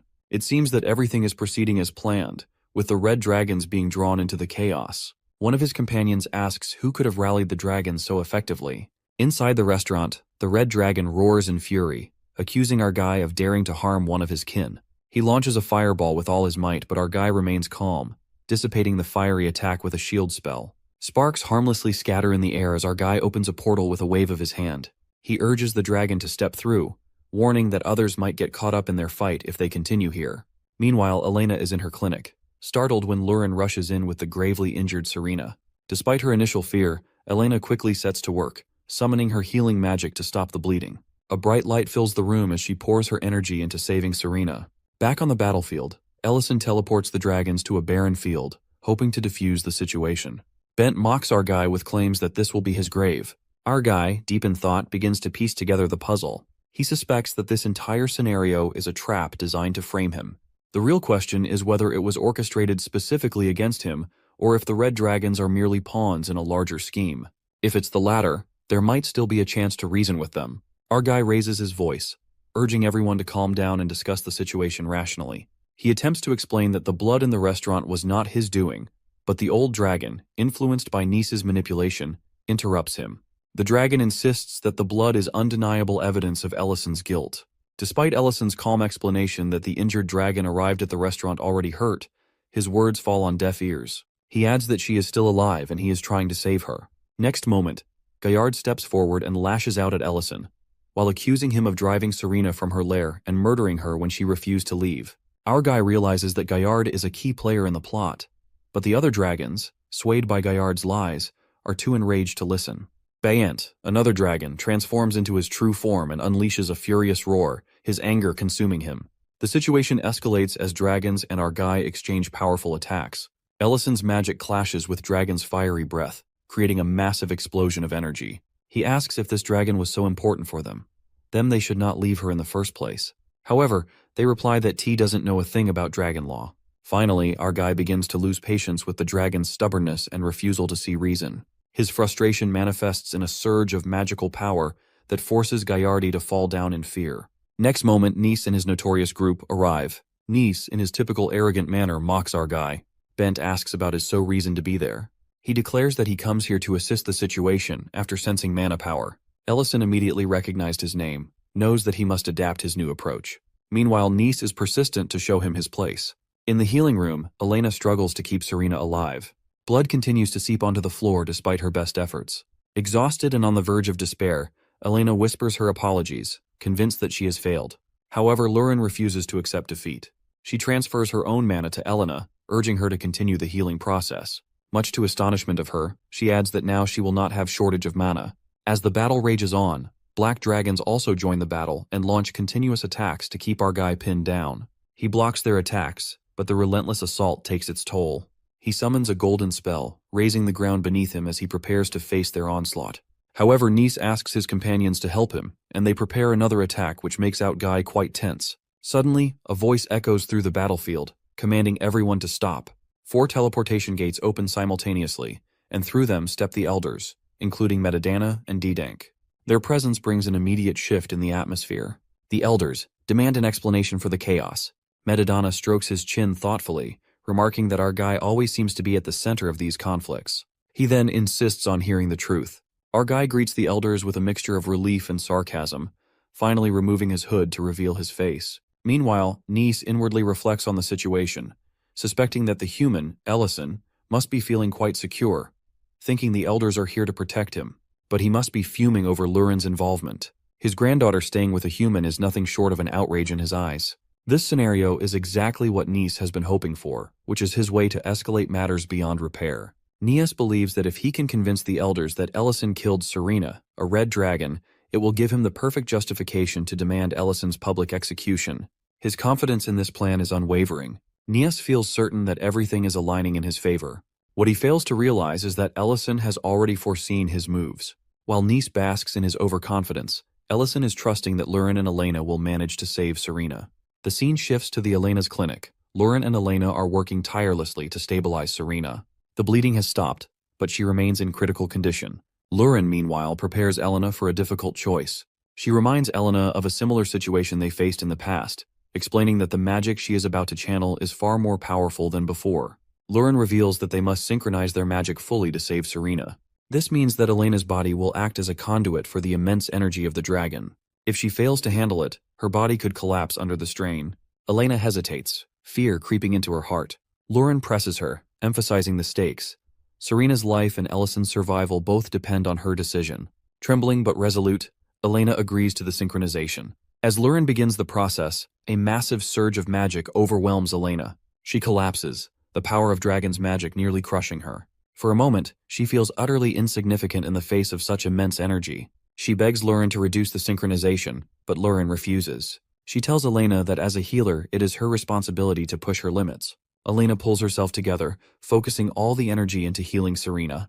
The room is filled with a glowing light as Elena channels her magic, pouring her soul into the task. Lurin encourages Serena to fight as well, calling on her dragon resilience. Meanwhile, Nis is spinning his fabricated tale before the elders. He confidently claims that Ellison attacked and killed Serena.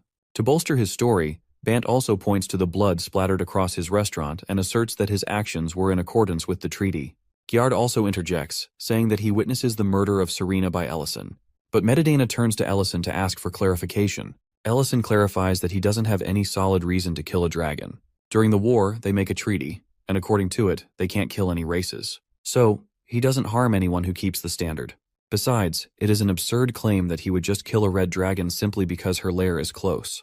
He points out that the black dragons appeared suspiciously fast after the alleged attack, almost as if they were expecting it. Ellison accuses them of orchestrating a trap.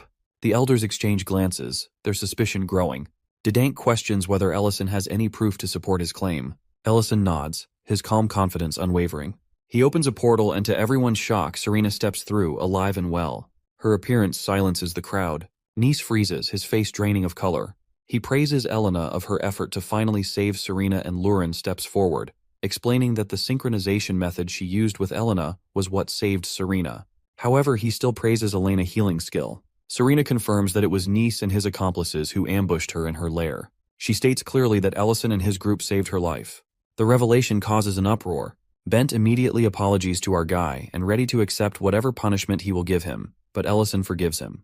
However, the Black Dragons are another case. The elders are astonished by this new technique, while Elena remains too exhausted to fully absorb the praise. Metadana addresses Nis, his tone cold and unforgiving. He declares that Nis has broken the treaty and endangered the fragile peace between the dragon and humans. Nis, on the other hand, is infuriated that our boy does not only have mighty power of a mage but Lurin as well. He now wants to teach him a lesson, so he transforms into his dragon form and attack his back. Blood stains the ground as Ellison moves quickly, shoving Lurin aside to take the full force of Nis's attack. The blow lands heavily and Ellison falls to the ground, his back soaked in blood. He lies motionless, and Lurin stares in shock, her mind unable to process what just happened. Her voice breaks as she asks why Ellison pushed her away, why there is so much blood. She sobs while she calls his name. Bant is hell angry and asks the reason behind Nis' dishonored action to ambush from behind. Nis starts laughing. His voice is full of mockery as he taunts the group. He declares himself a hero, who the savior of the dragons, the one who brought them back from extinction. His asks about the reason of maintaining a pact as he accuses Ellison of being a danger to their existence, who is a threat too great to ignore. Meanwhile, Elena is Ellison's side, her hands trembling as she tries to use her magic to heal him. Elena's attempts to heal Ellison are failing.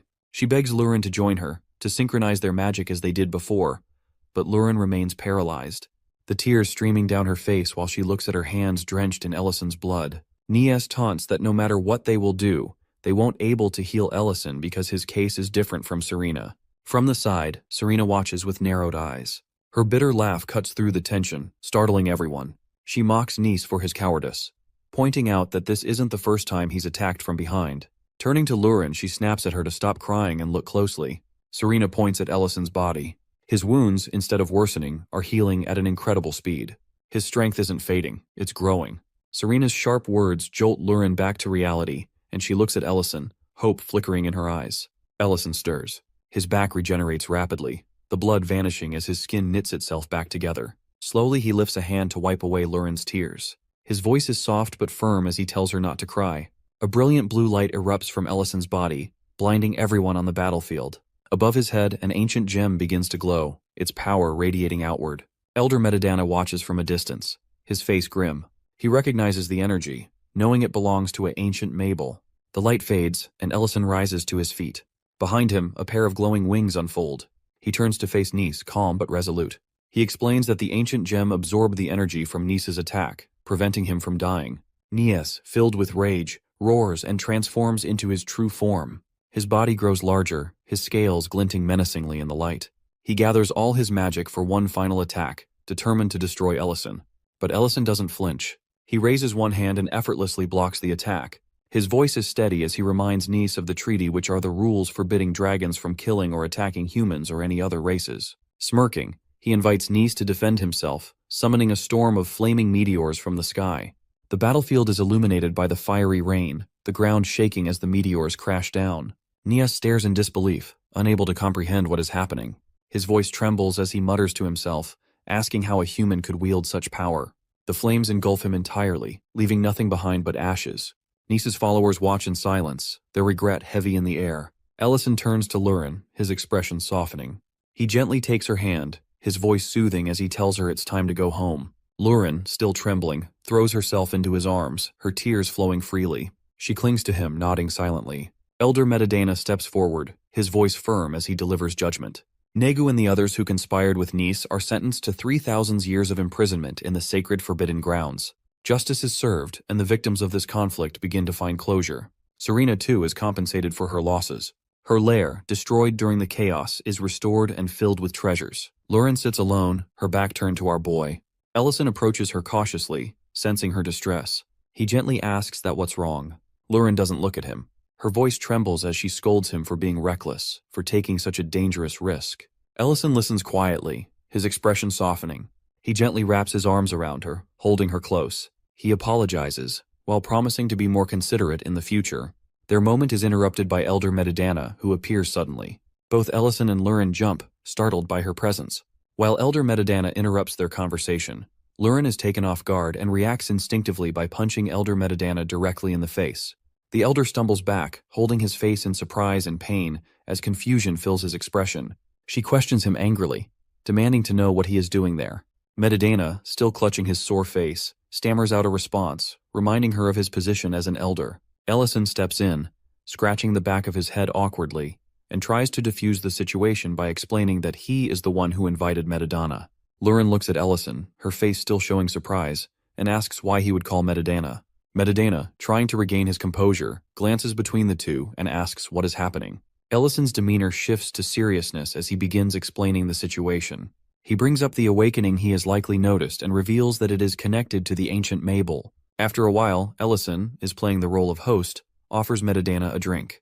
When Metadana takes a sip, his expression changes as he remarks on the rich and refined flavor of the whiskey. He notes that it must have been aging for decades, perhaps 60 or 70 years. Ellison acknowledges the guest with a small smile, impressed by Metadana's accurate assessment. Lurin, watching the exchange, reaches for the bottle out of curiosity. However, Ellison immediately stops her, lightly smacking her hand away. He warns her that the alcohol is too strong for her, insisting that she would get drunk instantly if she drank it. Lurin protests, complaining that he only ever lets her drink beer. Metadana observes the interaction with amusement and comments on their dynamic, remarking that they are an unusual pair. He comments about his behavior as it seems like our boy sometimes forgets that they are dragons. He dismisses while asking that if it even matters in the grand scheme of things. Shifting back to the topic at hand, Madamada acknowledges the principles established after the last war and commends Ellison for his actions, particularly in dealing with Nice. Lurin, despite her earlier irritation with Ellison, defends him, while stating that if he had not acted, she would have taken matters into her own hands. Ellison, after a moment of silence, reflects on how close he had come to losing his life. The conversation takes a turn as Madamada begins discussing the ancient Mables. He recaps the immense power these gems grant to anyone who absorbs them. He explains how 1 gem provides dominance over dragons, 2 offer control over purebloods, and 3 could potentially allow 1 to rule all dragonkind.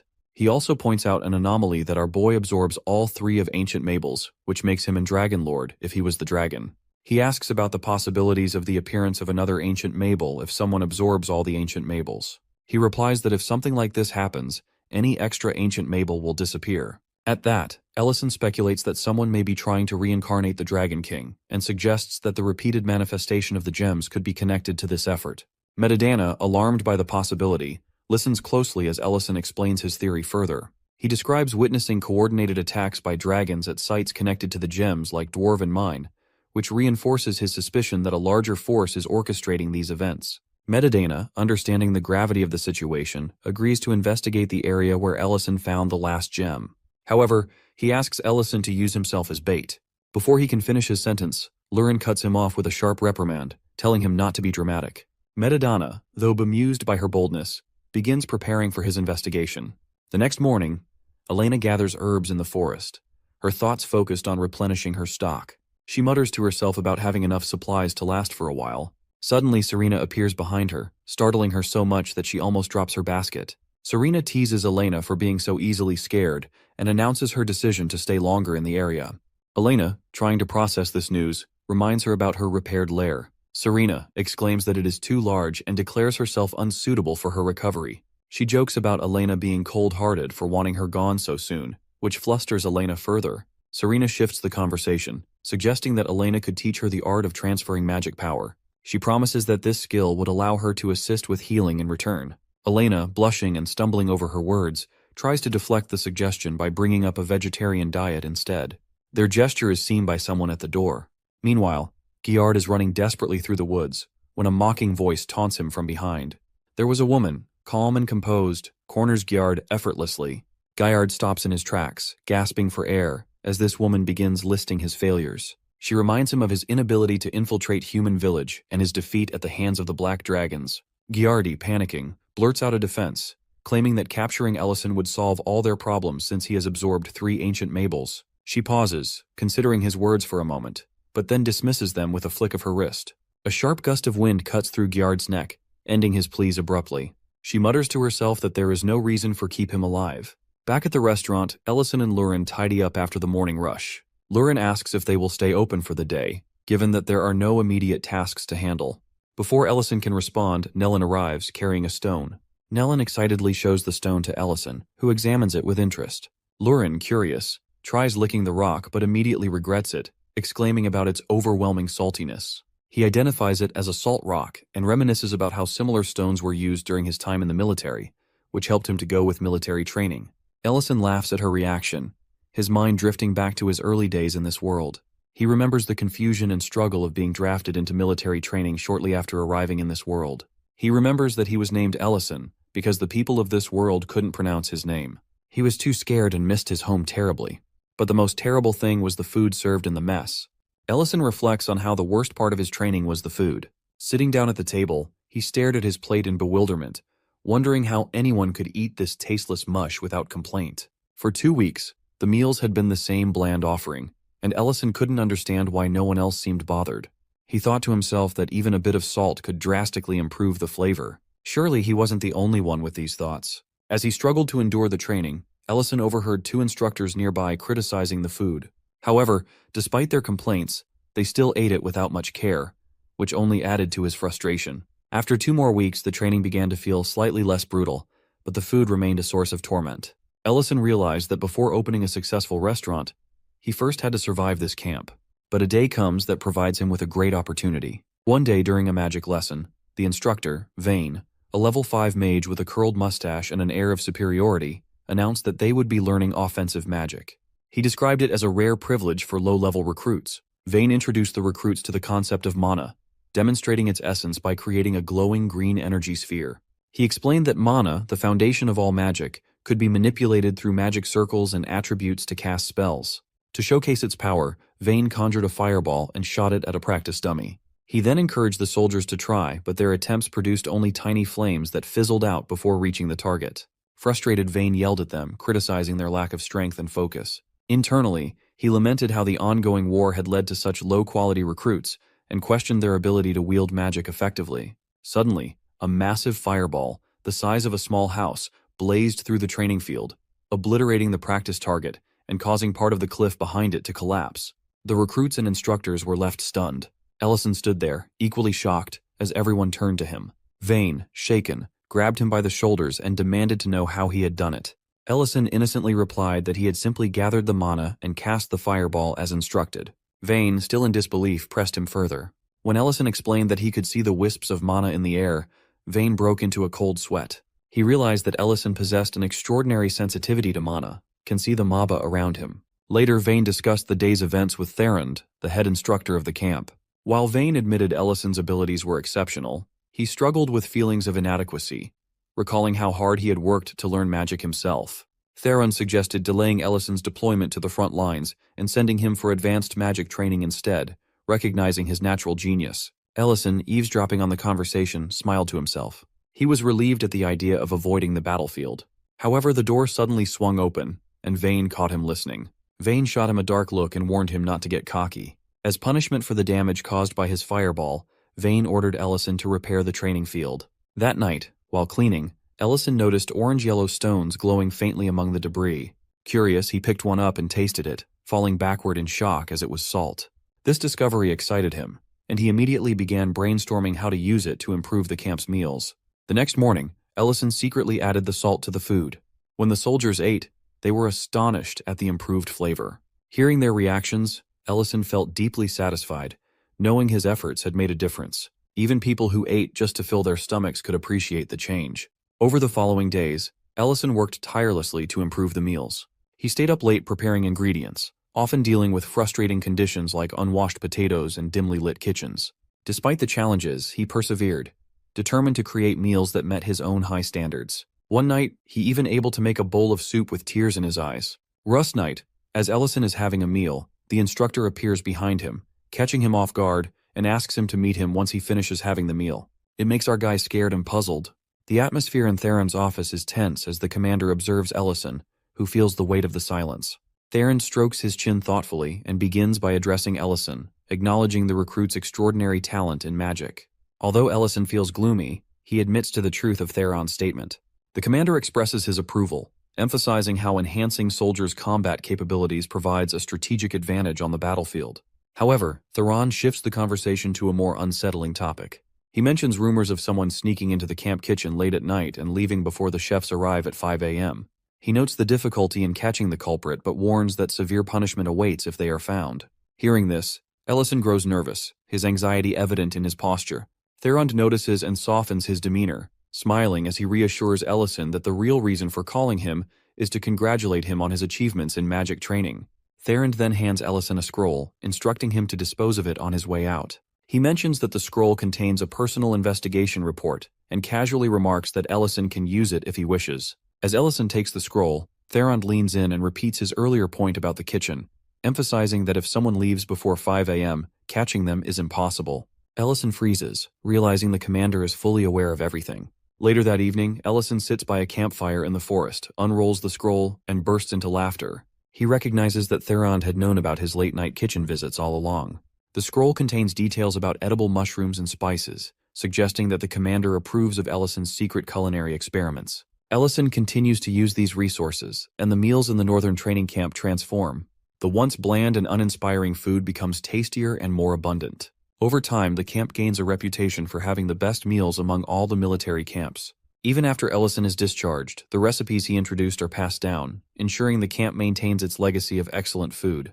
Back in present, Ellison revisits the dish he used to prepare at the camp, feeling nostalgic about the salt stone that started it all. Lurin inspects the pot and questions whether it is the same dish Ellison had back at Camp 5. Ellison affirms, explaining that it was a recipe they all learned to survive on. As they eat, Lurin and the others reflect that the food doesn't taste as good as it does now. Nostalgia, however, enhances the experience, reminding them of the struggles and camaraderie of their past.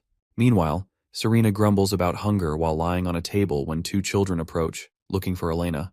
The children explain that their brother is injured, but since Elena isn't present, they ask Serena for help. At first, Serena dismisses them, pointing out that the boy's scraped knee is a minor injury.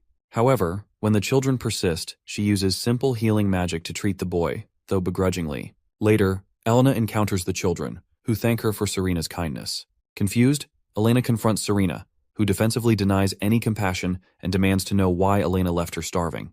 Elena explains that she had gone to the Lord's castle to treat a patient suffering from a mysterious poison that caused brain damage. The treatments so far have failed, and the Lord remains in a coma. Serena recalls a researcher who might have knowledge about such conditions, but admits she doesn't remember their name or whereabouts. As they converse, a messenger bird arrives with a letter from Elena's homeland. Upon reading it, Elena learns that the forest of the elves is under threat of destruction by dragons.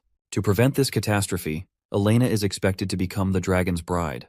Overwhelmed by the news, Elena weeps, lamenting that marriage should be based on love and familiarity. Serena dismisses the dragon's threat as mere bluffing, but Elena remains anxious. Serena, exuding confidence, assures Elena that she will protect her. Meanwhile, in the elf village, the elf head Neria is informed that the letter is delivered to Elena. The elf asks about the chances of Elena coming to her homeland after learning about the dragon threat. Neria has faith in her, believing she will come because of her selfless nature. But she is unsure if even her return will solve their problem. Back with Elena, who brings our guy and girl is scolded by Serena. She insists on being prepared for every possibility. As the group deliberates, Serena grows frustrated with their doubts, but ultimately agrees to travel to the elves' forest. Ellison teases Elena, saying that let's meet the husband candidate. The group prepares to face the dragon. Meanwhile, far away in the forest, a huge dragon is roaring and threatening everyone around him. The group stands at the forest's edge, their path ahead daunting without teleportation. Ellison comments on the time of day, while Serena suggests flying to make the journey easier. Elena explains that the elf forest has a magical mechanism that disables teleportation, making it impossible. Before they can plan further, a commanding voice interrupts. Lilinia, an elf, appears with her bow drawn, warning them not to move or risk being shot. A squad of elf led by her surrounds the group, their posture defensive. Lilinia demands to know what brings them to the elf forest. Sensing the tension, Elena quickly steps forward, identifying herself and vouching for the group. She reassures Lilinia that they are with her. Despite Elena's words, Lilinia remains cautious. She states that their identities still need to be verified. Turning to Ellison, she asks his race and purpose. Ellison grimaces but answers honestly, stating that he is human and here to assist Elena. Lilinia notices a brief flash of light in his eyes, which is a rare ability associated with thought reading, typically exclusive to elf. When she addresses Serena, Ellison interjects, casually introducing himself and mentioning his small yet highly rated restaurant in Greek City. He even invites them to visit sometime. This annoys Lilinia, who snaps at him for answering out of turn. Just as she demands Serena's response, an elf rushes in and whispers something to her. Lilinia, visibly surprised, gives the order to lower their weapons. She apologizes, explaining that Miss Neria, the elder of the elf, has given them permission to enter. As the group proceeds, Lurin mutters her irritation over the elf initial hostility, but Ellison assures her that things are progressing smoothly. Miss Neria welcomes them warmly, but immediately apologizes for the misunderstanding at the entrance. She acknowledges the long journey they must have endured and expresses her gratitude to Elena. Noticing the tension, she commends Elena for her courage, while acknowledging the difficulty of her decision to come. Elena, trembling, asks Miss Neria if she is referring to the marriage proposal. Serena, unimpressed, scoffs at the idea of a dragon wanting to marry Elena and even insults him. Miss Neria is horrified by Serena's casual remark, warning her that Mantium is an almighty being. Serena and Lurin then reveal their own dragonkin heritage and declare their mission to deal with Mantium, which shocks her to the core. Miss Neria, however, explains the situation that Mantium is a dragon who has received tributes from their tribe for generations, recently escalated his demands. He now insists on an elf bride, claiming he will accept no substitutes. Miss Neria continues her tale, describing how the elf tried offering many candidates, only for each to be rejected. The situation grew desperate until they had no choice but to turn to Elena, hoping she might succeed where others failed. Elena doubts she will fare any better, and quietly states that she will likely be rejected as well. Lurin, however, is furious at the thought of her being hurt, and vows to intervene if necessary. Serena, deep in thought, suddenly remembers Mantium's reputation. He is known for studying the brains of various species, and may even possess the knowledge to heal Lord Gates. This revelation shifts the group's focus from repelling the dragon to capturing him. Their planning is interrupted by an elf rushing in to report that Iramantium is on his way. Miss Neria warns them of his cautious nature. Iramantium always flees when sensing other dragon nearby and abandons his lair entirely if he feels threatened. To trap him, they must be subtle and distract him first. The group devises a plan, with all eyes turning to Elena as the central figure. She protests, frustrated at always being the one to suffer, but eventually agrees. Iramantium soon arrives, his grotesque face distorting as he bellows in rage. He tramples the forest, ready to unleash destruction upon the elf. As he prepares to breathe fire, Miss Neria steps forward, presenting Elena as the bride.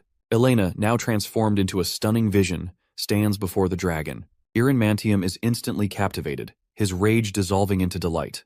The group watches from a safe distance, waiting for the opportune moment. Elena, walking alongside the dragon, feels her anxiety growing as she wonders why the others aren't ready yet. Iramantium, utterly smitten, begins speaking to her, asking for her name. When she replies, he blushes and demands she address him as Master. The dragon presents Elena with a maid outfit, insisting she wear it. Though on the verge of tears, Elena steels herself, determined to endure until her companions act. Elena stands in her newly gifted attire, nervously smoothing the fabric as she turns to face Iramantium. Despite his earlier warning not to follow him here, Elena comes anyway, hoping to help. The lab is a mess, and in an attempt to be a dutiful wife, Elena offers assistance. She explains that the untidy state of his lair seems overwhelming, and asks if he can step aside for a moment so she can tidy up. However, Iramantium's reaction is far from welcoming. He flares up, yelling that he will not leave the place unattended. His sudden anger frightens Elena, who immediately apologizes, feeling as though she has intruded where she is not wanted. Iramantium, however, barks at her not to apologize and demands she repeat after him. His tone and commanding demeanor unsettle her further, but she reluctantly complies. As this strange scene unfolds, Elena's friends, Lurin, Serena, and Ellison, watch from a hidden vantage point.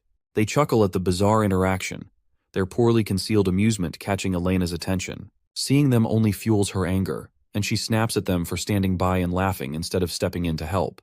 Her outburst draws Iramantium's attention, and he turns toward the trio with hostility. Realizing they have been spotted, the three try to retreat, but it is too late.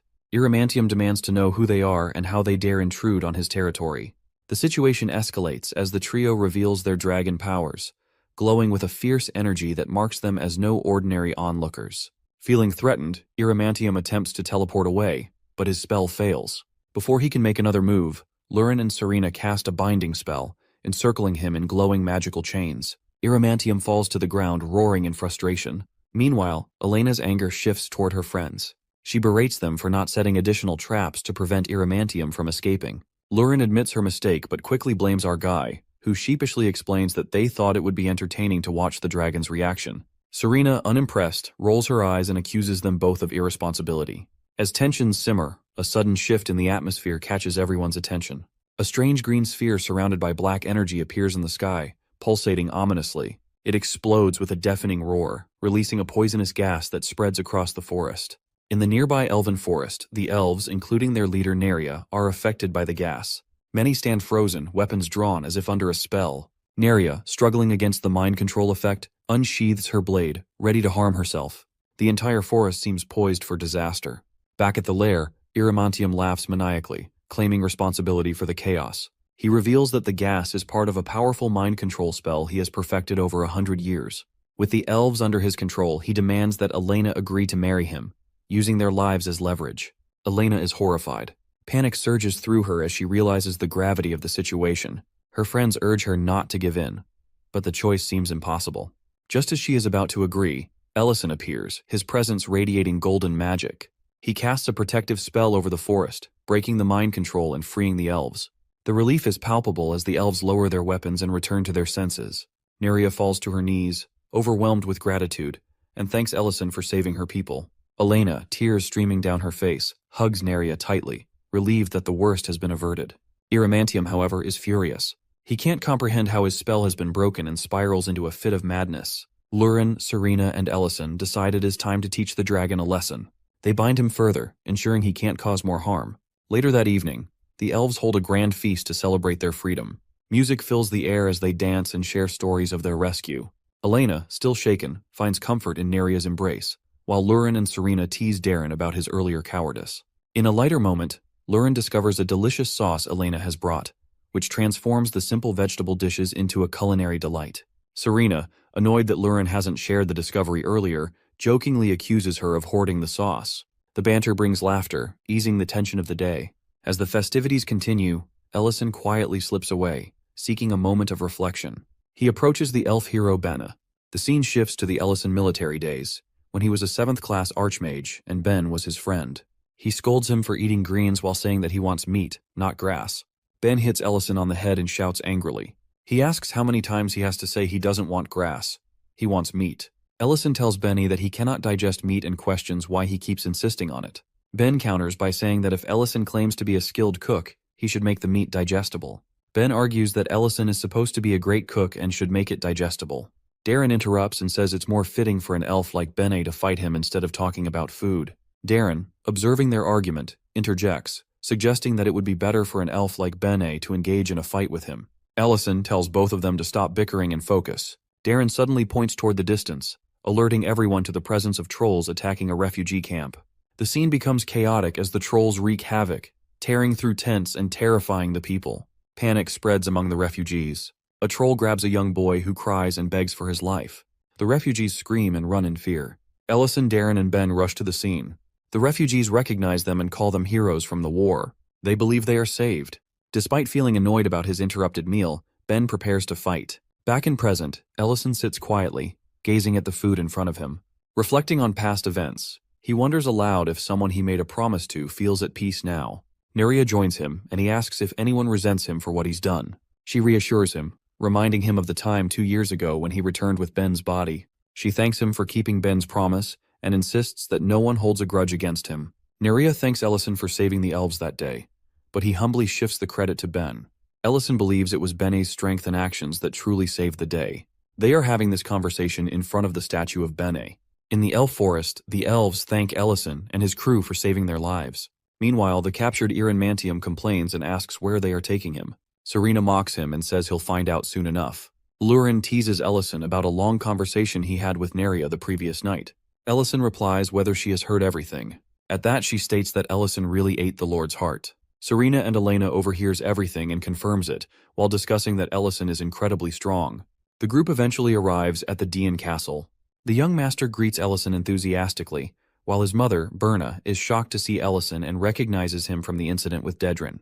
She recalls how he saved her and her son, expressing her gratitude with tears in her eyes. Their talk is interrupted when Lurin drags the Iramantium into the room. She orders him to heal the Dean father, who lies there. The Iramantium hesitates but ultimately examines the man's condition. He discovers a dangerous poison in the man's brain and begins to remove it using his magic. As the Iramantium completes the healing, then Dean father opens his eyes and calls out for his wife. Berna and the Dean embrace him, overwhelmed with relief and joy. Ellison stands quietly, thinking of his own mother. Lurin asks him why he isn't asking for a reward. Ellison replies that he doesn't need anything. He says the moment is too beautiful to be interrupted with demands, and they return back to the restaurant. That night, Ellison asks Lurin that they must go to sleep as they prepare for the next day, making sure everything is ready. While working, he assumes that with the power of the ancient Mabel summoning feels less tiring now. Once he checks upon it, he senses a strange energy surrounding him. Ellison, possessed by that strange energy, finds himself sent back to his past. He walks down the familiar streets of his hometown, feeling groggy and surprised that he is the only one awake at this hour. As he thinks about practicing ingredients in his mind, he suddenly sees a girl. She's standing over a man she has just beaten, dropping him to the ground. Ellison is confused and calls out to her, asking what Lurin is doing there. The girl looks at him seriously and demands to know who he is, clearly not recognizing him. For a moment, Ellison is left speechless, but his confusion deepens as he starts to hallucinate. He stares at her and wonders why Lurin is wearing a uniform. Before he can think any further, the girl screams at him again, asking who he is. Confused, Ellison starts to remember that this is the place he had been before traveling to the other world. As his mind races, a truck suddenly appears and heads straight toward him. End of the story. Hit that like button. Subs to the Reader Son to make more mythic content.